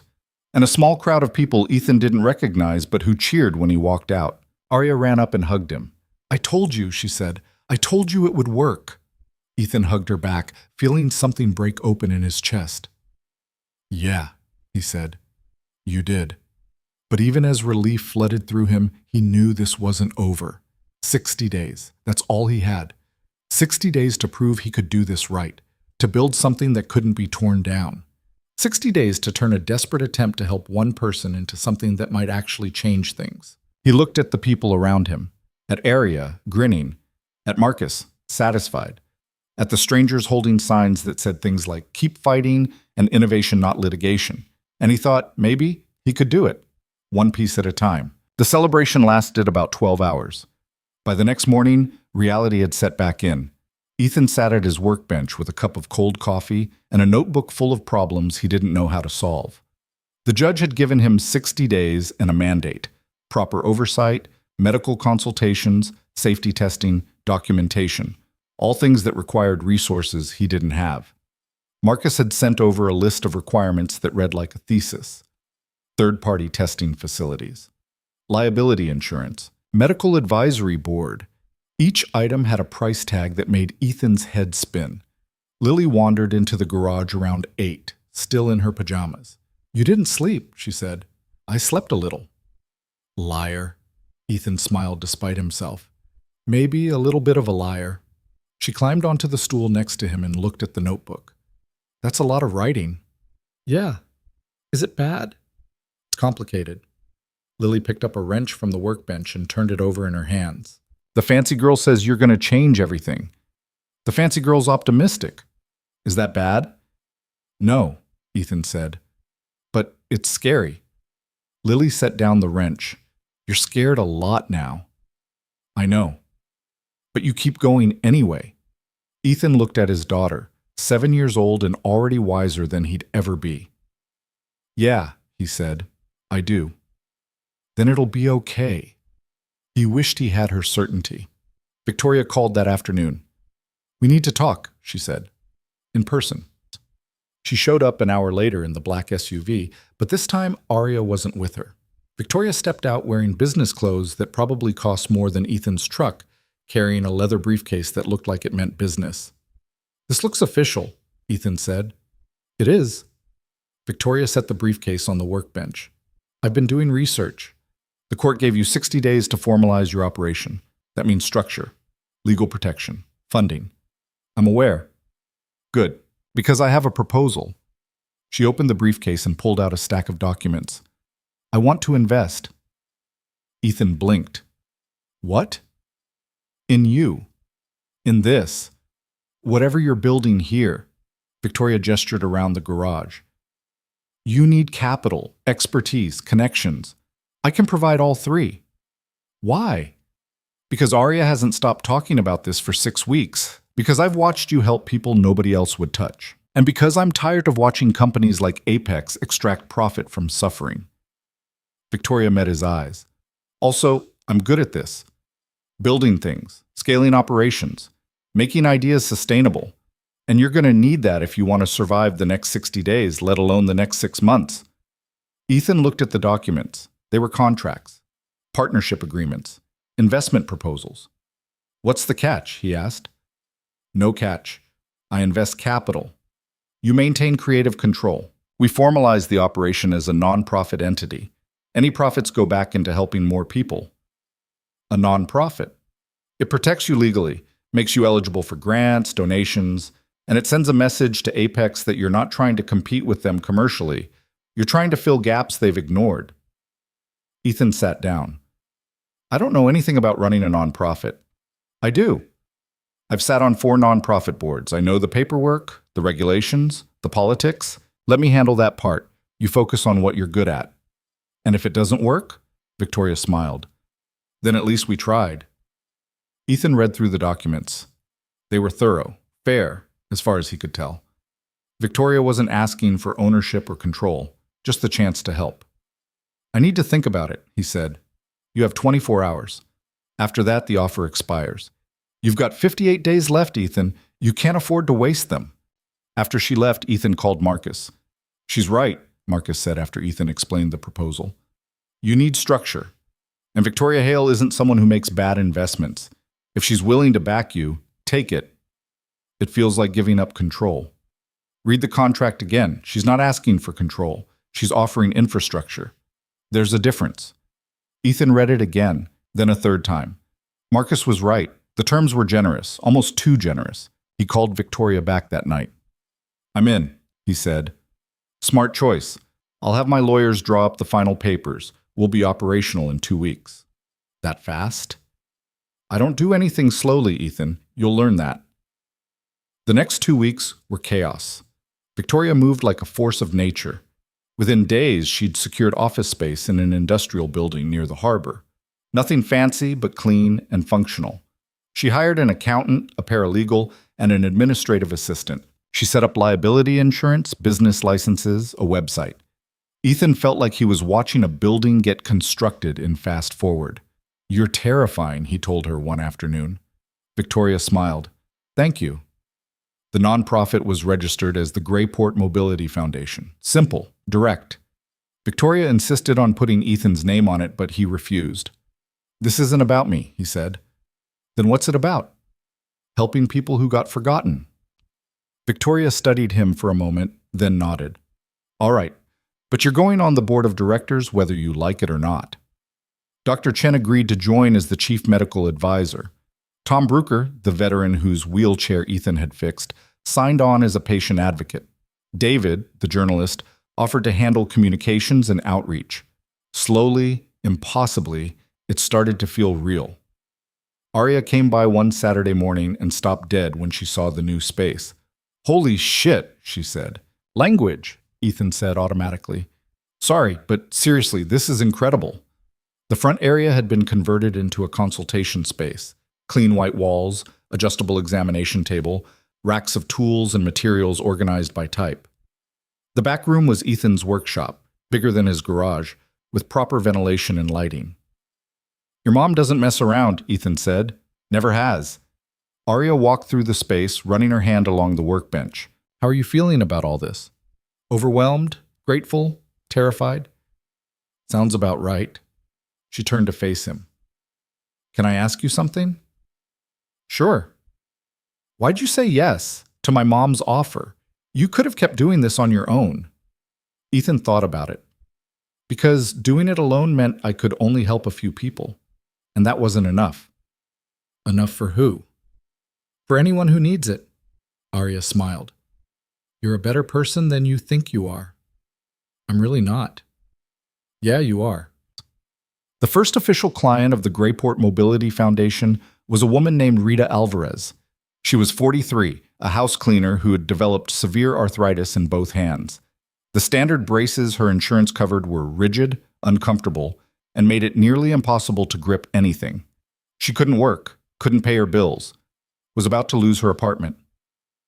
Dr. Chen did the initial evaluation. Then she and Ethan spent 3 days designing a custom brace that would support Rita's joints while maintaining flexibility. They used a combination of lightweight composites and adjustable straps, with padding placed precisely to avoid pressure points. When Rita tried it on, she cried. I can hold things, she said, gripping a coffee mug with both hands. I can actually hold things. Ethan felt that now familiar tightness in his chest. How's the pain? Still there, but I can manage it. I can work. Rita looked at him with red-rimmed eyes. How much do I owe you? Nothing, Ethan said. That can't be right. We're a non-profit. You don't owe us anything. Rita stared at him, Then she hugged him so hard he thought his ribs might crack. By the end of the third week, they'd helped 8 people. Word spread faster than Ethan could keep up with. The waiting list grew to 30, then 50, then 70. Requests came from across the state, then from neighboring states. Ethan worked 16-hour days. He barely saw Lily except for breakfast and the occasional dinner. She'd started spending more time with Victoria and Aria, which helped, but the guilt ate at him. One night, he came home to find Lily asleep on the couch, a half-finished drawing on the coffee table. It was a picture of him in the workshop, surrounded by tools and people. At the top, she'd written in careful letters, "My dad helps people." Ethan sat down on the floor next to the couch and put his head in his hands. Victoria found him like that 20 minutes later. She'd been dropping Lily off after a movie. "You okay?" she asked quietly. "I don't know how to do this," Ethan said. "Be a good father and do this work. There's not enough hours in the day." Victoria sat down next to him. "No, there's not. And anyone who tells you balance is possible is lying. That's not helpful. It's honest." She looked at Lily, sleeping peacefully. "You're doing the best you can. She knows that." "Does she?" "She drew you a picture." "Kids don't draw pictures of people they're angry at." Ethan looked at the drawing again. "I'm scared I'm going to fail her." "You won't. You don't know that." "No," Victoria admitted. "But I know you, and you don't give up on people you love." They sat in silence for a while. Then Victoria stood. "Get some sleep," she said. "Tomorrow's going to be just as hard." She was right. The next morning, Ethan was testing a new ankle brace design when his phone rang. Marcus. "We have a problem," Marcus said. Ethan's stomach dropped. "What kind of problem?" Apex filed a motion. They're challenging the foundation's nonprofit status, claiming it's a shell operation designed to circumvent medical device regulations. That's insane. That's also strategic. If they can get your nonprofit status revoked, you lose your legal protections, and they can come at you twice as hard. Ethan set down the brace. Can they actually do that? They can try. And knowing Apex, they'll throw enough money at it to make it hurt. Marcus paused. We need to respond within 10 days. That means more documentation, more proof that you're operating in good faith. We are operating in good faith. I know, but we need to prove it. Patient testimonials, financial records, everything that shows you're not making a profit and you're serving a genuine public need. After they hung up, Ethan walked to the window and stared out at the harbor. The water was gray today, choppy with wind. He felt that same churning in his gut. They were 37 days into the 60 the judge had given them, and Apex wasn't backing down. He called a meeting that afternoon. Victoria, Dr. Chen, Marcus, Tom, David, everyone who'd become part of this thing they were building. Apex is coming at us again, Ethan said. They're trying to kill the foundation before it gets off the ground. Let them try, Tom said. We've got proof this works. Dozens of people we've helped. Proof isn't always enough, Marcus said. Not when you're fighting a company with unlimited resources. Then what do we do? Arya asked. She'd shown up uninvited, slipping in the back. Victoria gave her a look but didn't send her away. We fight smarter, Victoria said. Apex wants to make this about regulations and patents. We make it about people. Show the court, show the public, exactly who we're helping and why it matters. David leaned forward. I can do another piece. Interviews with patients, before and after documentation. Make it impossible to ignore. Do it, Ethan said. And we need more testimonials. Anyone we've helped. Anyone willing to speak up. Get them on record. Dr. Chen nodded. I'll reach out to my contacts in the medical community. See if anyone else is willing to support our work publicly. The meeting lasted 2 hours. By the end, they had a plan. It wasn't perfect, but it was something. Arya stayed after everyone else left. You didn't have to come, Ethan said. Yeah, I did. This is my fight too. You keep saying that. Because it's true. She sat on the workbench. I've been thinking about the hearing in 3 weeks, about what Apex is trying to do. And I want to testify, officially. Tell the court what you did for me. Show them the difference it made. Ethan shook his head. I can't ask you to do that. You're not asking, I'm offering. Arya, this is going to get ugly. They're going to attack me, the foundation, everything we've built. I don't want you caught in the crossfire. I'm already in the crossfire, Arya said. I was in it the day you asked if it hurt. And I'm not walking away now. Ethan looked at her, at the determination in her eyes. She reminded him so much of Michael, it hurt. Your mom's going to kill me, he said. Arya smiled. Probably, but she'll get over it. Victoria did not, in fact, get over it, at least not immediately. Absolutely not, she said when Arya told her that night. You are not testifying. Yes, I am. Arya, Mom, listen to me. I'm the reason any of this is happening. If I don't speak up, they're going to win. And if they win, nobody else gets help. Not just from Ethan, from anyone, because this becomes the precedent. Victoria looked at her daughter. You're 16. So? So you shouldn't have to fight battles like this. Neither should Ethan, but here we are. Victoria closed her eyes. When she opened them again, she looked tired. If you do this, you need to understand what you're walking into. Lawyers will try to discredit you. They'll make you uncomfortable. They'll try to make you look unreliable. I know. And you still want to do it? Yes. Victoria was quiet for a long moment. Then she nodded. All right, but we prep properly. Marcus will run you through mock questioning. We'll anticipate every angle they might use. You don't go in there unprepared. Arya hugged her. Thank you. Don't thank me yet. You might hate me by the time we're done. The next 2 weeks were brutal. Marcus put Arya through hours of practice questioning. He was ruthless, throwing every hostile question he could think of. Arya stumbled at first, got flustered, even cried once, but she kept going. And slowly, she got better. Meanwhile, David's new article dropped. It was titled, The People versus Profit, One Foundation's Fight to Reclaim Healthcare. It featured interviews with Rita, Tom, and 6 others Ethan had helped.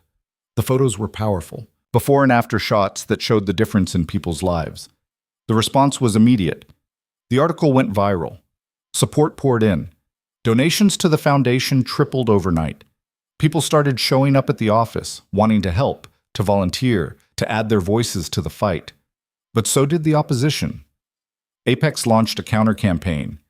Paid ads questioning the foundation's credibility. Op-eds in medical journals warning about the dangers of unlicensed device manufacturing. A coordinated social media push portraying Ethan as a reckless amateur, endangering vulnerable people. It was vicious, calculated, and effective. Public opinion started to split. For every supporter, there was someone questioning whether Ethan was really helping or just making things worse. The night before the second hearing, Ethan couldn't eat. He sat at the kitchen table staring at a plate of food Lily had helped make. Spaghetti, her favorite. You're not eating, Lily said. Not very hungry. Because of tomorrow? Yeah. Lily twirled spaghetti on her fork. What happens if you lose? Ethan had been avoiding that question. I don't know, kiddo. Will you have to stop helping people? Maybe. Lily was quiet for a moment. Then she said, That would be sad. Yeah, it would. But you'd still be my dad, right? Ethan looked at her small, serious face. Always. Then it'll be okay. He wished he believed that. The courtroom was packed the next morning. Ethan had expected media, maybe some supporters. He hadn't expected standing room only. People lined the walls, journalists, patients, advocates. Apex's legal team looked annoyed by the crowd. The judge entered and everyone stood. This is a preliminary hearing, Judge Martinez said, not a trial. We're here to determine whether the Grayport Mobility Foundation's nonprofit status should be maintained pending further investigation. Let's keep it focused. Apex went first. Their attorney, Harrison, painted a picture of reckless operations, insufficient oversight, and potential danger to public health. He presented reports from Apex's own engineers questioning the safety of Ethan's designs. He cited regulations, statutes, precedents. It was impressive and damning. Then it was Marcus's turn. He called Dr. Chen first. She walked through the technical specifications of Ethan's work, explained the safety measures, the testing protocols they'd implemented. She was calm, methodical, unshakable. Harrison tried to rattle her on cross-examination. Failed. Next was Tom. He testified about his wheelchair, about how Ethan's modifications had changed his life. Harrison tried to dismiss him as anecdotal evidence. Tom responded by standing up from his chair, something he hadn't been able to do before Ethan's work, and saying, "Does this look anecdotal to you?" The courtroom murmured. Judge Martinez called for order. Then Marcus called Aria. She walked to the stand wearing a simple dress, her brace visible below the hem. She looked nervous. Ethan wanted to tell her she didn't have to do this, but she raised her hand and swore to tell the truth. Marcus started with easy questions. Her name, age, medical history. Then he moved into the accident, the injury, the years of pain and failed treatments. "And when you met Mr. Cole," Marcus said, "what was different?" "He asked if it hurt," Aria said quietly. "Nobody else had asked me that. Not like he meant it." "And did his brace help?" "It changed everything." Marcus nodded. "Can you describe the difference? Before and after?" Aria took a breath. "Before, I couldn't walk without pain. I couldn't run at all. I couldn't do normal things. And people kept telling me it was as good as it was going to get, that I just needed to accept it." Her voice steadied. "Ethan didn't accept it. He looked at the problem and fixed it, and now I can walk. I can run. I can live without being in pain every single day." "Thank you, Aria." Marcus sat down. Harrison stood slowly. He approached the stand with the kind of smile that didn't reach his eyes. "Miss Hale," he said, "you said Mr. Cole asked if it hurt. That's a simple question. Surely other doctors asked you about pain." "They asked about pain levels, numbers on a scale. Nobody asked if it hurt right then, in that moment." "I see. And you trusted Mr. Cole because he asked this question?" "I trusted him because he listened to the answer." Harrison's smile thinned. "You're aware Mr. Cole has no medical license?" "Yes." "No formal training in orthopedics?" "Yes." "And yet you allowed him to build a device that you wear on your body, a device that if it failed could cause further injury." Aria met his eyes. "It didn't fail." "But it could have?" "So could every brace I was given before, including the one from Apex that made everything worse." The courtroom went completely silent.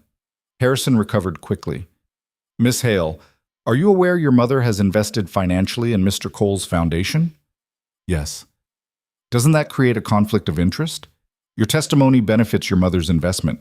"My testimony is the truth. Whether it benefits anyone is irrelevant." Harrison pressed harder, trying to shake her, to make her contradict herself. But Aria didn't break. Every question she answered clearly, directly, without hesitation. Finally, Harrison sat down. Judge Martinez looked at Aria. "You may step down." Aria walked back to her seat. Her hands were shaking, but her face was calm. The judge reviewed her notes for what felt like an eternity. Then she looked up. "I've heard compelling arguments from both sides," she said. "However, based on the evidence presented, I'm not convinced that the Grayport Mobility Foundation is operating in bad faith or posing a threat to public safety. The nonprofit status will be maintained pending the final hearing." Ethan felt the air leave his lungs.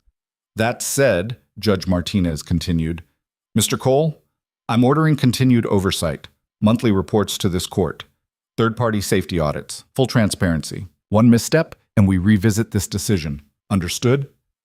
"Yes, Your Honor," Ethan said. The gavel came down. Outside, the crowd erupted. Supporters cheered. Reporters shouted questions. Ethan stood on the courthouse steps, overwhelmed by the noise and the relief and the sheer impossibility of what had just happened. Aria appeared next to him. "We won," she said. "You won," Ethan corrected. "That testimony, Aria, you were incredible." "I just told the truth." Victoria joined them, looking proud and exhausted. "You both were incredible, but this isn't over. Apex will appeal. They'll keep fighting." "Let them," Ethan said. "We'll be ready." And for the first time in weeks, he actually believed it. The victory lasted exactly 4 days. On the 5th day, everything fell apart. Ethan was in the workshop, adjusting a knee brace for a construction worker who'd blown out his ACL when Dr. Chen walked in. Her face was pale. "We have a problem," she said. Ethan set down his tools. "What kind of problem?" "The prototype, the one you built for Jason Miller, the ankle support." Jason was a 17-year-old kid who'd fractured his ankle playing basketball. Ethan had built him a stabilizing brace 3 weeks ago. Last he'd heard, Jason was doing great. "What about it?" Ethan asked. Dr. Chen pulled out her tablet and showed him a video. It was Jason walking across a gym floor. Mid-step, his ankle buckled. He went down hard. Ethan's stomach dropped. "Is he okay?" "Sprained ankle, nothing serious, but Ethan, the brace failed. The joint gave out under load." "That's not possible. I tested that design a dozen times." "I know, but something went wrong." Dr. Chen's voice was tight. "And Jason's parents are talking to a lawyer." Ethan sat down heavily. This was it. This was exactly what Apex had been waiting for. One failure, one injury, proof that he was dangerous. "Get me the brace," he said. "I need to see what happened." Jason's father brought it by that afternoon. He was angry, which Ethan understood, but he was also fair. "Look," Mr. Miller said, "Jason's okay. But if he'd been on stairs or running, this could have been a lot worse. I thought you tested these things." "I did test it," Ethan said. "I'm going to figure out what went wrong." "You better, because if you don't, I'm not the only parent who's going to have questions." After he left, Ethan spent 6 hours examining the brace. He took it apart piece by piece, measured every component, checked every joint and fastener. Finally, he found it. The titanium pin that held the main joint had a hairline fracture, invisible to the naked eye, but enough to compromise the integrity under stress. The pin had come from a batch he'd ordered online from a supplier Dr. Chen had recommended. Budget-friendly. Reliable, supposedly. Apparently not. Ethan called an emergency meeting. Victoria, Dr. Chen, Marcus, and Tom gathered in the office that evening. Ethan laid out what he'd found. "The pin failed," he said. "Cheap materials. I should have caught it." "You can't test every single component," Dr. Chen said. "That's not realistic." "Then what do we do? Because if this happens again—" "It won't," Victoria said firmly. "We change suppliers. We implement quality control protocols. We test every batch of materials before they go into a device." "That's expensive," Ethan said. "So is a lawsuit. Or worse, someone getting hurt." Victoria pulled out her phone. "I'll handle the suppliers. You focus on damage control." Marcus leaned forward. "Has Apex gotten wind of this?" "Not yet," Ethan said, "but they will. Jason's parents aren't keeping it quiet." "Then we get ahead of it," Marcus said. "Issue a statement. Acknowledge the failure. Explain what you're doing to prevent it from happening again. Show transparency." "That's admitting fault," Ethan said. "That's admitting you're human. There's a difference." The statement went out the next morning. Ethan hated every word of it, but Marcus was right. Hiding the failure would have been worse. They recalled 3 other devices that had used the same batch of pins, inspected them all, and issued replacements with higher-grade materials. The response was mixed. Some people appreciated the honesty. Others saw it as proof that Ethan was in over his head. Apex, predictably, pounced. They issued a press release within hours. "This incident demonstrates exactly what we've been warning about: the dangers of unlicensed, unregulated medical device manufacturing. Lives are at risk." The media ran with it. Suddenly, Ethan wasn't the scrappy underdog fighting the system. He was a reckless amateur playing with people's health. The Foundation's phone lines lit up. Half the calls were supportive. The other half were furious. One woman screamed at the administrative assistant for 20 minutes before hanging up. Ethan stopped reading the news. It was too much. Arya came by that weekend. She found Ethan in the workshop, staring at the disassembled brace like it might spontaneously explain itself. "Hey," she said. "Hey, you look like hell." "Feel like it too." Arya sat on the workbench. "Jason's parents aren't suing." Ethan looked up. "What?" "I talked to Jason. He talked to his parents. They're not pursuing it." "Why not?" "Because Jason told them it was his fault. He was showboating, trying to dunk. Put way more stress on the brace than it was designed for." Arya smiled slightly. "He feels bad, wants to apologize." Ethan felt something loosen in his chest. "That doesn't change the fact that the brace failed." "No, but it changes the context, and context matters. Apex isn't going to see it that way. Screw Apex, Arya's voice was sharp. They're not the ones who matter. The people you've helped, they matter. And they're not going anywhere. Ethan wanted to believe her, but belief felt like a luxury he couldn't afford. The third-party safety audit happened 2 weeks later. It was brutal. Inspectors went through every device, every design, every material specification. They questioned Ethan's processes, his documentation, his decision-making. They took notes on everything.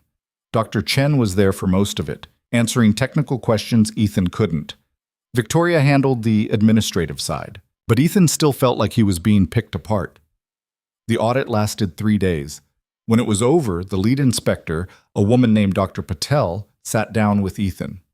"You're doing good work," she said, "but you're also cutting corners. I'm working with what I have. I understand, but that's not good enough. Not if you want to keep doing this."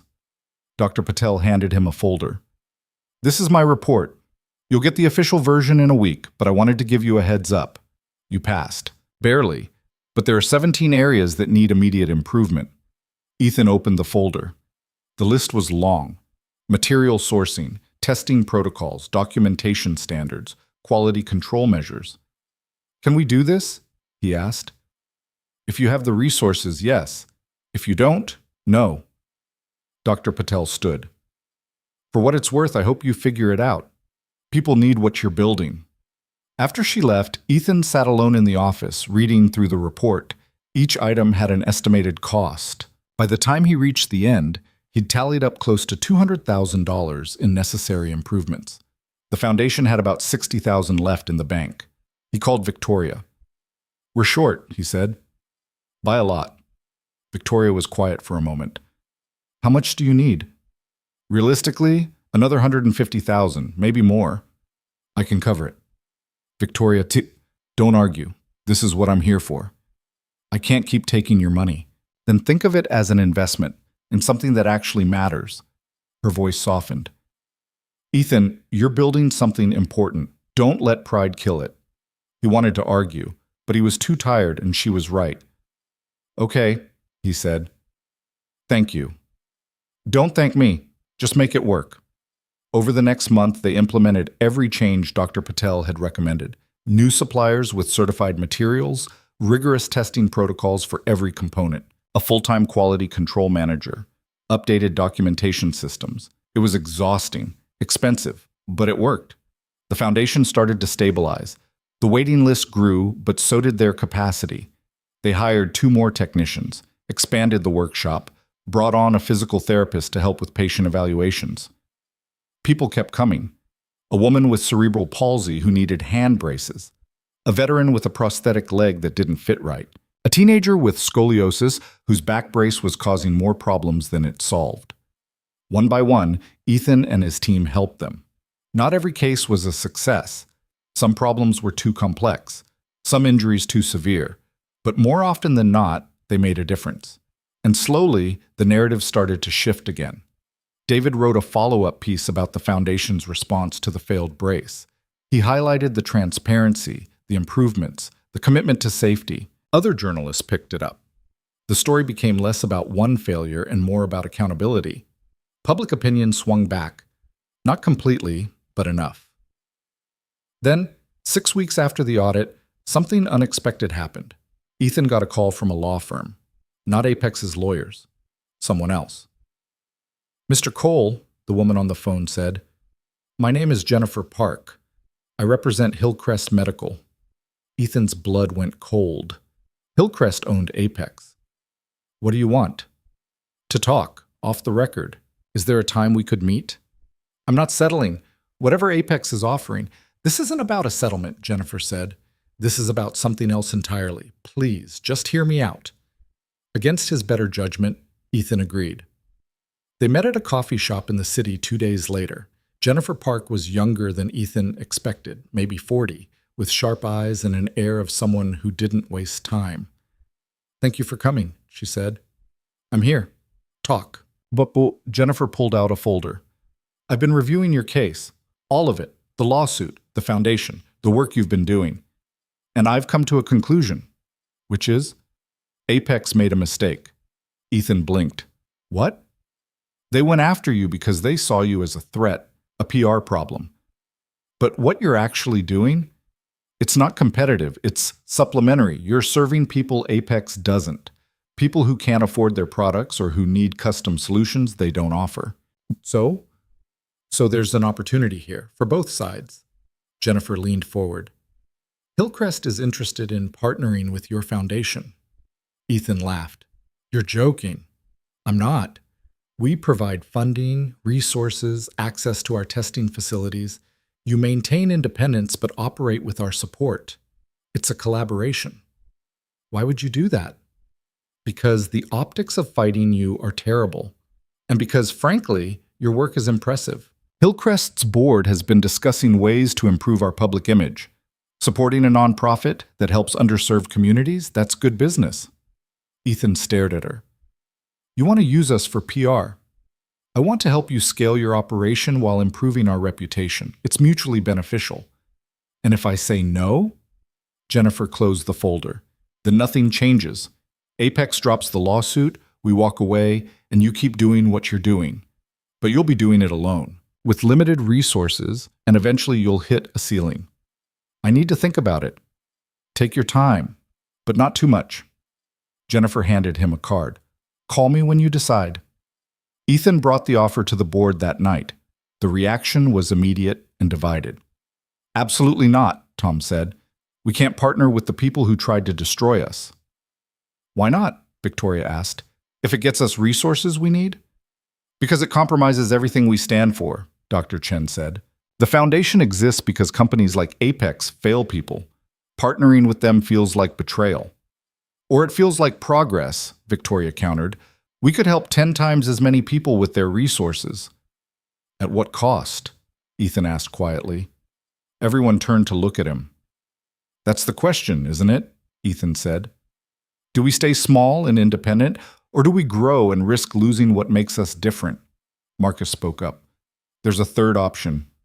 We negotiate. Take their resources, but set clear boundaries. Maintain creative control. Ensure they can't interfere with who you help or how you help them. You think they'd agree to that? Dr. Chen asked. Only one way to find out. Ethan met with Jennifer again a week later. He brought Marcus and Victoria. They spent 4 hours hammering out terms. Hillcrest would provide funding, materials, and access to their testing facilities. But the foundation would retain complete operational independence. No oversight on patient selection, no approval required for designs, no branding requirements. Jennifer pushed back on some points. Marcus pushed harder. Eventually, they reached an agreement. I need one more thing, Ethan said. What's that? Apex issues a public apology, acknowledges that the lawsuit was unnecessary and that the foundation operates in good faith. Jennifer hesitated. That's a big ask. That's the deal. She made a phone call, stepped outside. When she came back, she nodded. Done. The partnership was announced 2 weeks later. The response was, predictably, mixed. Some people saw it as a victory. Others saw it as selling out. Ethan tried not to read the comments, but the results were undeniable. With Hillcrest's resources, the foundation expanded rapidly. They opened a second location, hired more staff, helped more people. Within 6 months, they'd served over 200 patients. Arya came by one afternoon, walking without the brace for the first time. Physical therapy finally paid off, she said, grinning. I'm cleared. Ethan smiled. How's it feel? Weird. Good weird.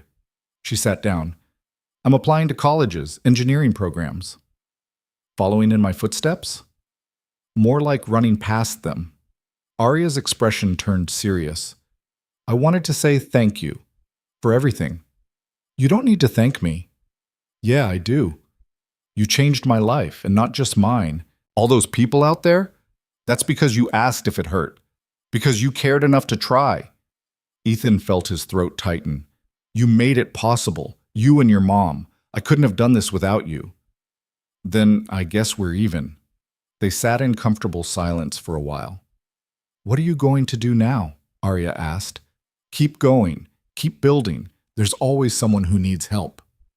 That's not much of a plan. Ethan laughed. It's the only plan I've got. 6 months after the partnership began, Victoria called Ethan with news. I found something, she said. A facility. Old manufacturing plant near the harbor. It's been empty for 5 years, but the bones are good. We could convert it. Into what? A mobility center. Full service. Workshop, clinic, therapy space, everything under one roof. Make it a real hub. Ethan thought about it. About how far they'd come. About all the people still waiting for help.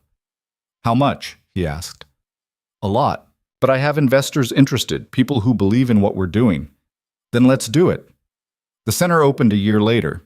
It was bigger than Ethan had imagined, clean, bright, filled with equipment and hope. They held an open house and hundreds of people showed up. Patients, supporters, media, even some of Apex's engineers, curious about what the fuss was about. Lily was there, 9 years old now, running through the halls with Arya, who'd come home from college for the occasion. "This is incredible, Dad," Lily said. Ethan looked around. At the workshop where technicians were already building new devices. At the clinic where Dr. Chen was consulting with patients. At the therapy rooms where people were learning to walk again. "Yeah," he said, "it really is." That night, after everyone had gone home, Ethan stood alone in the workshop. He thought about Michael, about how his brother had spent years trapped in a body that wouldn't cooperate, about all the things Michael had never gotten to do. He thought about the first time he'd met Arya, the way she'd stood by the car, gripping that cane, every movement calculated to minimize pain. He thought about Rita and Tom and Jason and every other person who'd walked through the door looking for something nobody else would give them. And he thought about the question that had started it all. Does it hurt? Such a simple question, but it had changed everything. Winter came to Greyport bringing snow and freezing wind. Arya called one morning with an unusual request. "I want to go back," she said. "Back where?" "To the lake, where the accident happened." The accident. Ethan knew the story. Arya had been ice skating with friends 3 years ago when the ice gave way. She'd fallen through, injured her leg on submerged debris. It had taken rescuers 20 minutes to pull her out. She'd nearly died from hypothermia. "Why?" Ethan asked. "Because I need to see it. The place I got broken. Now that I'm not anymore." Victoria wasn't thrilled with the idea, but she agreed. They made it a trip. Ethan, Lily, Arya, and Victoria drove 4 hours north to the lake where it had happened. It was frozen solid now, snow covering the surface like a blank canvas. The mountains rose around them, indifferent and beautiful. Arya stood at the edge, staring out across the ice. "I was terrified of this place," she said. "For so long. It became the symbol of everything I lost." "And now?" Victoria asked. "Now it's just a lake." Arya stepped onto the ice. Carefully at first, then with more confidence. She walked out toward the center, her boots crunching on the snow. Then she started to run. Ethan's heart jumped, but he didn't call out. He just watched. Arya ran across the frozen lake, arms out, laughing. The sound echoed across the water, pure and free. When she finally stopped, she was breathing hard, face flushed with cold and joy. "I did it," she shouted. "I actually did it." Lily clapped. Victoria had tears in her eyes. Arya skated back to them, sliding the last few feet. "Your turn," she said to Lily. "Me?" "Yeah, come on." Lily looked at Ethan. He nodded. She took Arya's hand, and together they walked onto the ice. Ethan and Victoria stood watching. "Thank you," Victoria said quietly. "For what?" "For giving her this. For giving her everything." Ethan shook his head. "I just asked a question. The right question at the right time. That's not nothing." They watched the girls run across the ice, Lily shrieking with laughter, Arya keeping pace beside her. After a while, a family arrived, parents and a young boy, maybe 10. The boy was wearing a rigid leg brace, the kind that made walking look like work. He watched Arya and Lily with something like longing. Arya noticed. She skated over, stopped in front of him. "Hey," she said. The boy looked up shyly. "Hi. You want to try?" "I can't. My leg. I know about legs," Arya said. "Mine was broken too. But look." She gestured at the ice. "Sometimes you just gotta try anyway." The boy's mother started to object, but his father put a hand on her arm. "Let him." The boy stepped onto the ice, wobbled. Arya caught his arm. Easy, she said. Just one step at a time. Together, they walked across the ice. Slow, careful, but moving. When they came back, the boy was grinning. That was awesome, he said. Arya knelt down to his level. You know what? It gets better. It takes work, and sometimes it's hard, but it gets better. You just got to keep going. How do you know? Because someone told me the same thing, and they were right. The boy nodded, serious. Okay, I'll keep going. After the family left, Ethan walked over to Arya. That was good, he said. What you told him? Just passing it on, Arya said. Isn't that how it works? Ethan thought about it. About Michael, who'd never gotten to pass anything on. About all the people the foundation had helped, who were now helping others. About the chain of small kindnesses that connected them all. Yeah, he said. That's exactly how it works. They stayed at the lake until sunset. The sky turned orange and pink, the mountains dark against the light. Lily and Arya built a snowman while Victoria and Ethan sat on a bench watching. What are you thinking about? Victoria asked. How strange life is, Ethan said. A year ago, I was one lawsuit away from losing everything. Now I'm watching my daughter build a snowman with your daughter at the place where all of this started. Not where it started, Victoria corrected. Where Arya got hurt, yes, but this started in your garage, when you decided to help instead of turning away. I almost didn't. But you did, and that made all the difference. As the sun dipped below the mountains, Ethan thought about all the moments that had led here. The letter from Apex, the first prototype, Arya's testimony, the failed brace and the panic that followed, the partnership, the center, all of it connected, each piece leading to the next. He thought about the question Dr. Patel had asked during the audit. Can you do this? At the time, he hadn't been sure, but now, watching Lily laugh as she rolled a snowball bigger than her head, watching Arya help her lift it onto the snowman's body, watching Victoria smile in a way she probably hadn't in years, he had his answer. Yeah, he could do this. Not perfectly. Not without mistakes or setbacks or moments of doubt. But he could keep going, keep building, keep asking if it hurt and doing something about it when the answer was yes. The drive back to Greyport was quiet. Lily fell asleep in the back seat, her head on Arya's shoulder. Victoria drove while Ethan watched the landscape pass by. When they got back to the city, Victoria dropped them off at the garage. Ethan carried Lily inside, put her to bed still in her coat. She didn't wake up. He went back to the workshop and stood there for a long time, looking at the projects in progress. A new ankle brace, a modified walker, a prototype for a hand stabilizer. There would be more tomorrow. More people who needed help. More problems to solve.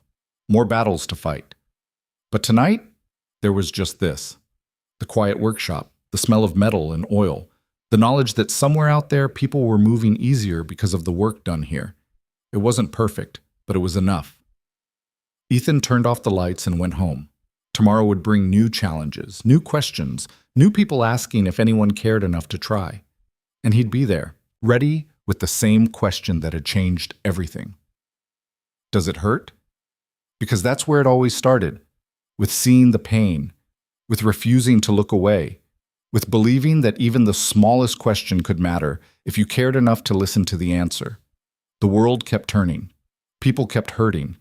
But now, in one small corner of it, there was a place where they could find help, where someone would ask if it hurt and actually do something about it. And from that one question, that one act of compassion, a chain had begun.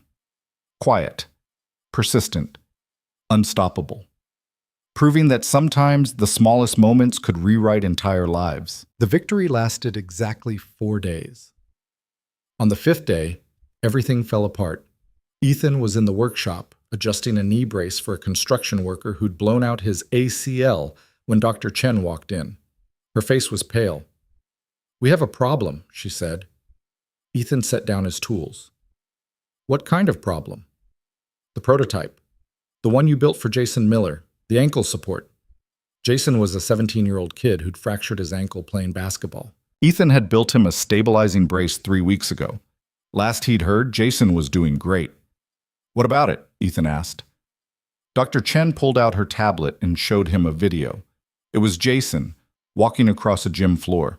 Mid-step, his ankle buckled. He went down hard. Ethan's stomach dropped. Is he okay? Sprained ankle. Nothing serious. But Ethan, the brace failed. The joint gave out under load. That's not possible. I tested that design a dozen times. I know, but something went wrong. Dr. Chen's voice was tight. And Jason's parents are talking to a lawyer. Ethan sat down heavily. This was it. This was exactly what Apex had been waiting for. One failure, one injury. Proof that he was dangerous. Get me the brace, he said. I need to see what happened. Jason's father brought it by that afternoon. He was angry, which Ethan understood, but he was also fair. Look, Mr. Miller said, Jason's okay, but if he'd been on stairs or running, this could have been a lot worse. I thought you tested these things. I did test it, Ethan said. I'm going to figure out what went wrong. You better, because if you don't, I'm not the only parent who's going to have questions. After he left, Ethan spent 6 hours examining the brace. He took it apart piece by piece, measured every component, checked every joint and fastener. Finally, he found it. The titanium pin that held the main joint had a hairline fracture, invisible to the naked eye, but enough to compromise the integrity under stress. The pin had come from a batch he'd ordered online from a supplier Dr. Chen had recommended. Budget-friendly. Reliable, supposedly. Apparently not. Ethan called an emergency meeting. Victoria, Dr. Chen, Marcus, and Tom gathered in the office that evening. Ethan laid out what he'd found. The pin failed, he said. Cheap materials. I should have caught it. You can't test every single component, Dr. Chen said. That's not realistic. Then what do we do? Because if this happens again, it won't, Victoria said firmly. We change suppliers. We implement quality control protocols. We test every batch of materials before they go into a device. That's expensive, Ethan said. So is a lawsuit, or worse, someone getting hurt. Victoria pulled out her phone. I'll handle the suppliers. You focus on damage control. Marcus leaned forward. Has Apex gotten wind of this? Not yet, Ethan said. But they will. Jason's parents aren't keeping it quiet. Then we get ahead of it, Marcus said. Issue a statement. Acknowledge the failure. Explain what you're doing to prevent it from happening again. Show transparency. That's admitting fault, Ethan said. That's admitting you're human. There's a difference. The statement went out the next morning. Ethan hated every word of it, but Marcus was right. Hiding the failure would have been worse. They recalled 3 other devices that had used the same batch of pins, inspected them all, and issued replacements with higher-grade materials. The response was mixed. Some people appreciated the honesty. Others saw it as proof that Ethan was in over his head. Apex, predictably, pounced. They issued a press release within hours. This incident demonstrates exactly what we've been warning about. The dangers of unlicensed, unregulated medical device manufacturing. Lives are at risk. The media ran with it. Suddenly, Ethan wasn't the scrappy underdog fighting the system. He was a reckless amateur playing with people's health.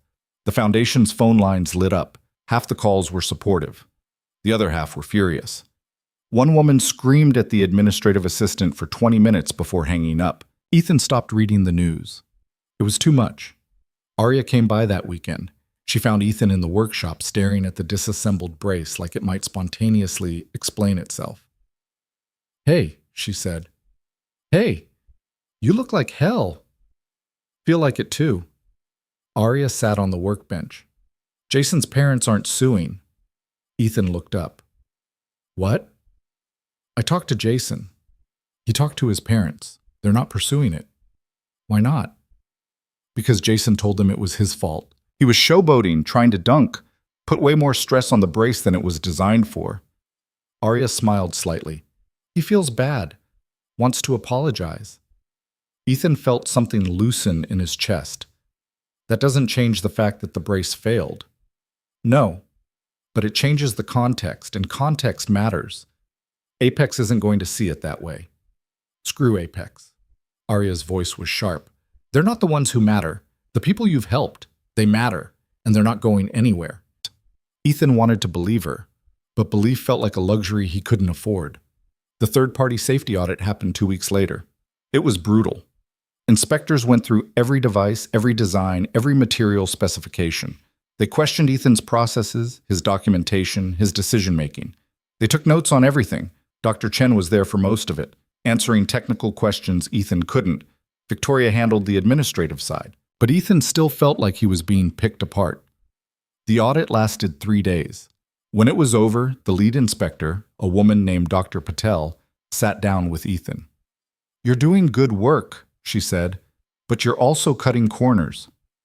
I'm working with what I have. I understand, but that's not good enough, not if you want to keep doing this." Dr. Patel handed him a folder. "This is my report. You'll get the official version in a week, but I wanted to give you a heads up. You passed. Barely. But there are 17 areas that need immediate improvement." Ethan opened the folder. The list was long. Material sourcing, testing protocols, documentation standards, quality control measures. "Can we do this?" he asked. "If you have the resources, yes. If you don't, no." Dr. Patel stood. "For what it's worth, I hope you figure it out. People need what you're building." After she left, Ethan sat alone in the office, reading through the report. Each item had an estimated cost. By the time he reached the end, he'd tallied up close to $200,000 in necessary improvements. The foundation had about $60,000 left in the bank. He called Victoria. "We're short," he said, "by a lot." Victoria was quiet for a moment. "How much do you need?" "Realistically, another $150,000, maybe more." "I can cover it." "Victoria, Tia, don't argue. This is what I'm here for. I can't keep taking your money." "Then think of it as an investment and something that actually matters." Her voice softened. "Ethan, you're building something important. Don't let pride kill it." He wanted to argue, but he was too tired and she was right. "Okay," he said. "Thank you." "Don't thank me. Just make it work." Over the next month, they implemented every change Dr. Patel had recommended. New suppliers with certified materials, rigorous testing protocols for every component, a full-time quality control manager, updated documentation systems. It was exhausting, expensive, but it worked. The foundation started to stabilize. The waiting list grew, but so did their capacity. They hired 2 more technicians, expanded the workshop, brought on a physical therapist to help with patient evaluations. People kept coming. A woman with cerebral palsy who needed hand braces, a veteran with a prosthetic leg that didn't fit right, a teenager with scoliosis whose back brace was causing more problems than it solved. One by one, Ethan and his team helped them. Not every case was a success.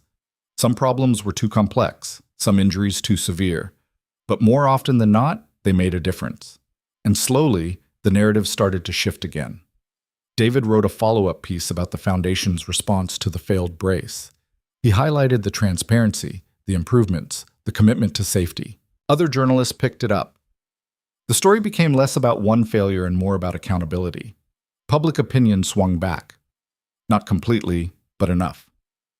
Then, 6 weeks after the audit, something unexpected happened. Ethan got a call from a law firm. Not Apex's lawyers. Someone else. "Mr. Cole," the woman on the phone said, "my name is Jennifer Park. I represent Hillcrest Medical." Ethan's blood went cold. Hillcrest owned Apex. "What do you want?" "To talk.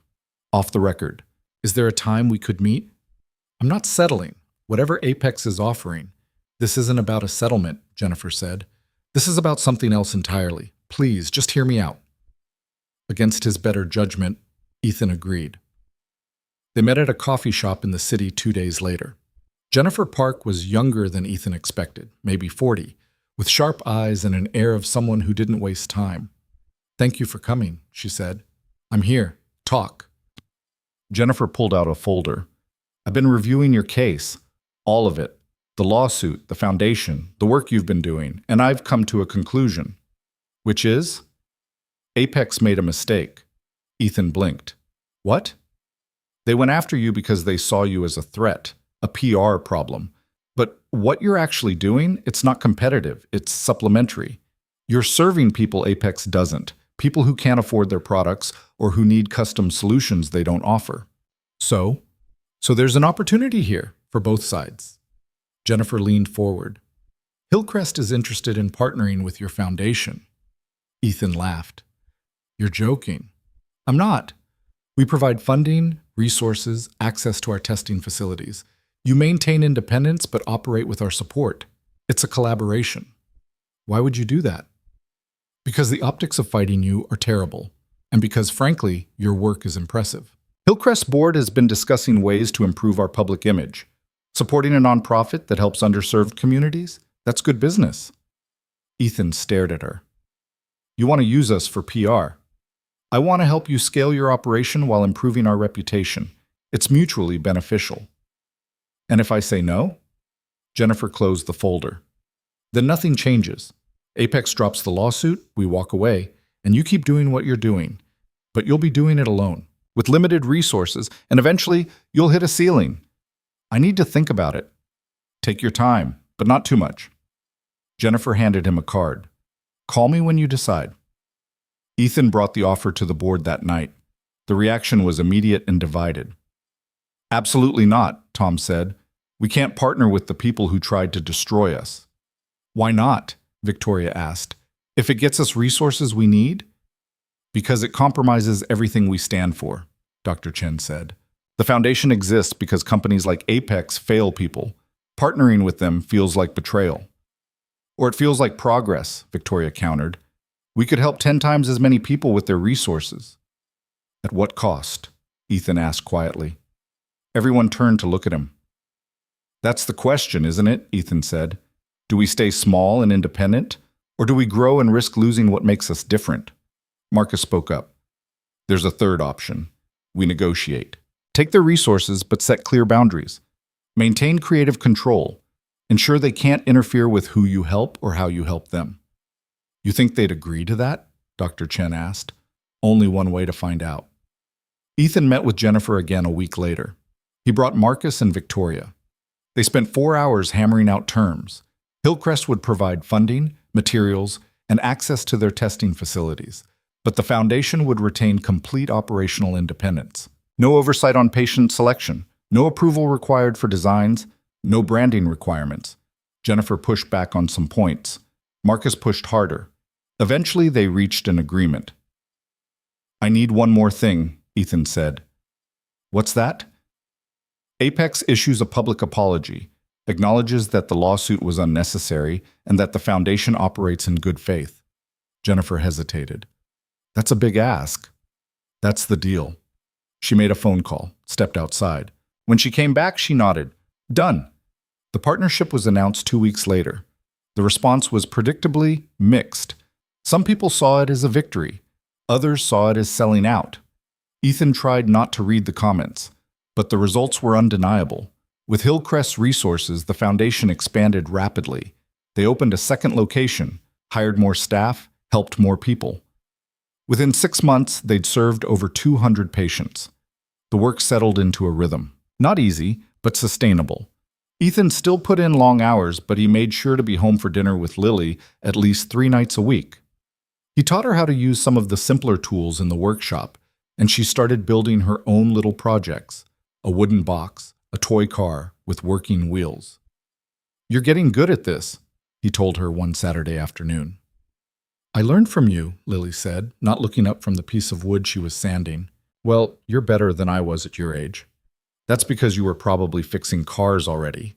Ethan smiled. Something like that. Arya came by one afternoon in early spring, walking without the brace for the first time. Physical therapy finally paid off, she said, grinning.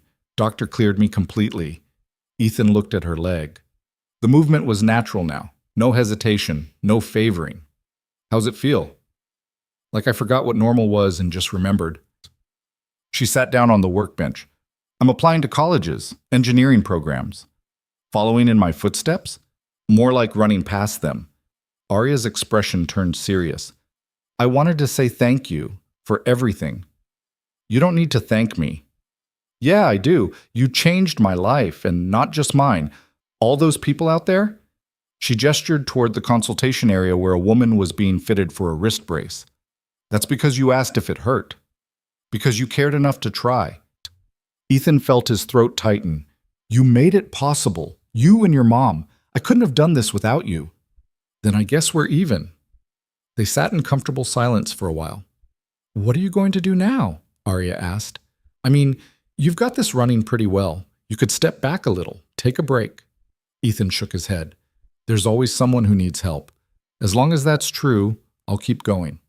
That's not much of a plan. It's the only plan I've got. Arya laughed. Fair enough. Just don't burn out, okay? The world needs you around. I'll do my best. 6 months after the partnership began, Victoria called Ethan with news. I found something, she said. A facility. Old manufacturing plant near the harbor. It's been empty for 5 years, but the bones are good. We could convert it. Into what? A mobility center. Full service. Workshop, clinic, therapy space, everything under one roof. Make it a real hub. Ethan thought about it. About how far they'd come. About all the people still waiting for help. How much? He asked. A lot. But I have investors interested. People who believe in what we're doing. Then let's do it. The center took 8 months to build. Ethan spent most of that time working out of the original location, but he visited the construction site every week, watching the old plant transform. They knocked down walls, installed new lighting, built out specialized rooms for different types of work. By the time it was finished, it looked nothing like the abandoned building it had been. Clean white walls, floor-to-ceiling windows letting in natural light, state-of-the-art equipment in every room. The grand opening was scheduled for a Saturday in late fall. Ethan barely slept the night before, running through mental checklists of everything that could go wrong. But when the doors opened at 9 in the morning, everything went right. Hundreds of people showed up, former patients, current patients, supporters, journalists, even some of Apex's engineers who'd heard about the center and wanted to see it for themselves. Dr. Chen gave tours of the clinic space. Tom demonstrated the adaptive equipment in the therapy rooms. Victoria handled the press with her usual efficiency. Lily ran through the halls with a group of kids, all of them marveling at the size of the place. Arya, home from college for the weekend, helped answer questions and direct people to different areas. Around noon, a reporter from a national network asked Ethan for an interview. Mr. Cole, when you started this, did you ever imagine it would become something this big? Ethan looked around at the crowded center, at all the faces, some familiar, most not, and shook his head. No, I just wanted to help one person. That was it. And now? Now I want to help as many as I can, for as long as I can. What would you say to people who are struggling, who feel invisible, who think nobody cares about their problems? Ethan thought about Michael, about Arya on that first day, gripping her cane, about Rita and Tom and all the others. I'd say you're not invisible, he said, and someone does care. Sometimes you just have to ask the right question. The interview aired that night. By morning, the foundation's website had crashed from traffic. Donations poured in. Requests for help came from across the country. It was overwhelming, but it was also proof that what they'd built mattered. Winter came early that year. By mid-November, snow was already falling in Grayport. Ethan was at the center late one evening, finishing up some paperwork, when Arya called. I want to go back, she said. Back where? To the lake, where the accident happened. Ethan knew the story. 3 years ago, Arya had been ice skating with friends when the ice gave way. She'd fallen through, injured her leg on submerged debris trying to get out. It had taken rescuers 20 minutes to pull her free. She'd nearly died from hypothermia. The injury to her leg had been severe enough that doctors said she'd never walk normally again. Why? Ethan asked. Because I need to see it. The place where everything changed, now that I'm not broken anymore. Victoria wasn't thrilled with the idea, but she agreed. They made it a trip. Ethan, Lily, Arya, and Victoria drove 4 hours north to the lake on a Saturday morning. The lake was frozen solid, a sheet of white stretching between snow-covered mountains. The air was so cold it hurt to breathe, but the sky was clear and impossibly blue. Arya stood at the edge, staring out across the ice. I used to have nightmares about this place, she said, for months after it happened. I'd dream I was falling through again, and nobody could reach me. And now? Victoria asked quietly. Now it's just a lake. Arya stepped onto the ice, carefully at first, testing the surface. Then, with more confidence, she walked out toward the center, her boots leaving prints in the thin layer of snow on top of the ice. Then she started to run. Ethan's heart jumped into his throat, but he didn't call out. He just watched. Arya ran across the frozen lake, her stride smooth and even, no limp, no hesitation. When she reached the middle, she stopped and threw her arms out, spinning in a circle. Her laughter echoed across the water, bright and clear. "I did it!" she shouted. "I'm really okay!" Lily clapped. Victoria had tears streaming down her face. Arya ran back to them, sliding to a stop. Her cheeks were flushed from the cold and exertion, her eyes shining. "Your turn," she said to Lily. "Me?" "Yeah, come on." Lily looked at Ethan. He nodded. She took Arya's hand, and together they walked onto the ice. Ethan and Victoria stood watching. "Thank you," Victoria said quietly.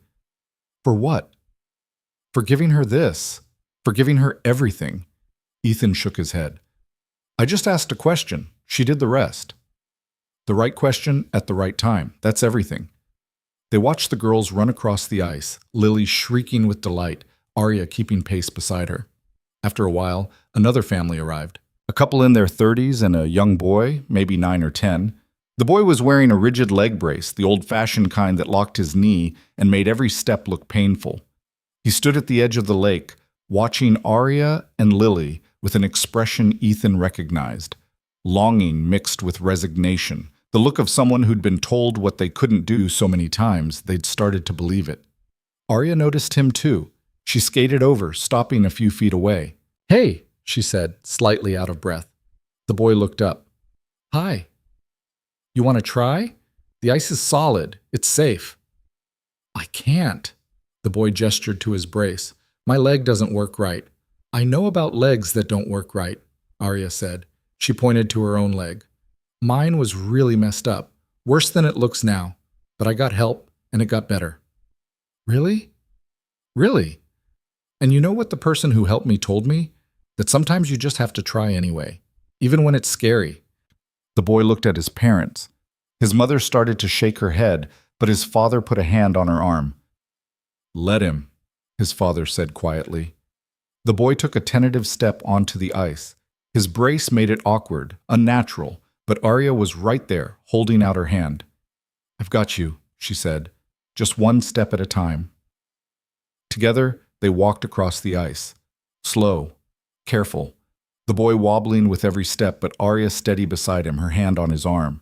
When they made it about 20 feet out, the boy stopped and looked back at his parents. His face split into the biggest grin Ethan had seen in a long time. "I'm doing it," he called. His mother had her hand over her mouth. His father was recording on his phone, smiling. They made it back to shore, and the boy was breathless and happy. "That was so cool," he said. Arya knelt down so she was eye level with him. "You know what? It gets better. I'm not going to lie and say it's easy, because it's not. Sometimes it's really hard. But if you keep trying, if you don't give up, it does get better." "How do you know?" "Because someone told me the same thing when I needed to hear it, and they were right." The boy nodded, serious now. "Okay, I won't give up." "Good. That's what I wanted to hear." After the family left, Arya walked back over to Ethan and Victoria. "That was kind of you," Victoria said. Arya shrugged. "Just passing it on. That's what we're supposed to do, right?" Ethan felt something settle in his chest, a sense of completeness he hadn't known he was looking for. "Yeah," he said. "That's exactly what we're supposed to do." They stayed at the lake until the sun started to set, painting the sky orange and pink. Lily and Arya built a lopsided snowman, while Ethan and Victoria sat on a bench near the parking area. "What are you thinking about?" Victoria asked. "How weird life is," Ethan said. "A year and a half ago, I was fixing transmissions in a garage that barely paid the bills. Now I'm running a mobility center with locations in 2 cities. Not just running it, changing lives. Sometimes it still doesn't feel real." Victoria smiled. "Get used to it. This is your life now." As the sun dipped below the mountains, turning the snow golden, Ethan thought about all the moments that had led here. The SUV pulling up to his garage. Arya's first tentative steps in the brace he'd built. The lawsuit and the fear and the nights he'd been sure he was going to lose everything. The partnership.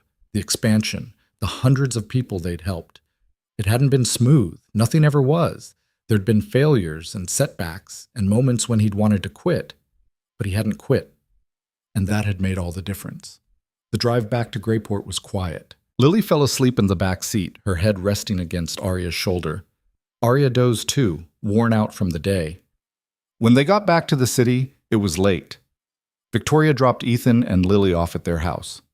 "Thank you," Ethan said, "for everything. Not just today. All of it." Victoria smiled.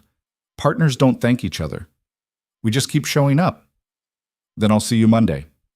"You will."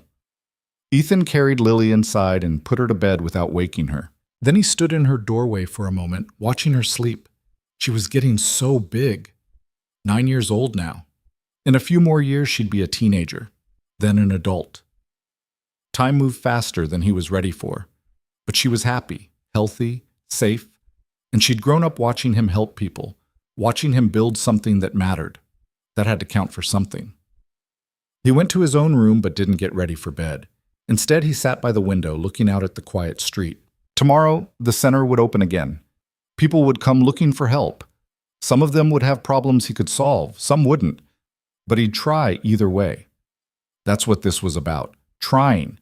Refusing to look away from pain just because it was hard or complicated or someone else's problem. Ethan thought about the boy at the lake, about the way his face had lit up when he realized he could walk on the ice, about Arya kneeling down to tell him it gets better, passing on the same hope someone had given her. That's how it worked. One person helping another, who helped another, who helped another. A chain of small moments that added up to something bigger than any one of them. He thought about the question that had started it all. Does it hurt? 3 words. Simple. Obvious even. But nobody had asked Arya that question, not really, until Ethan did. And asking had changed everything. Not just for her, for him too. For Lily. For Victoria. For Rita and Tom and Jason and the boy at the lake. And everyone else who'd walked through the doors of the foundation looking for someone who cared enough to try. Ethan stood and walked to his dresser. In the top drawer, buried under old receipts and spare change, was the blue Lego brick Lily had given him months ago. "Small things matter too," she'd said. He picked it up, turning it over in his fingers. It was just a piece of plastic, worthless, really. But it reminded him of what mattered, of why he kept going even when it was hard. He put it back in the drawer and finally got ready for bed. Tomorrow would bring new challenges, new people who needed help, new problems that didn't have easy answers. But he'd be ready, not because he had all the answers, but because he'd learned that sometimes just asking the question was enough. Does it hurt? And when the answer was yes, doing something about it. That's all it took. That's all it had ever taken. One question, one moment of caring, one person refusing to walk away. And from that, everything else followed. Ethan turned off the light and lay down. Outside, the city was quiet. Greyport slept, indifferent as always, the ocean rolling against the shore in endless rhythm. But somewhere in that city, someone was hurting. And tomorrow, if they found their way to the Greyport Mobility Foundation, someone would ask them the question that changed everything. Does it hurt? And then, person by person, piece by piece, they'd build something better. It wasn't perfect. It never would be. But it was enough.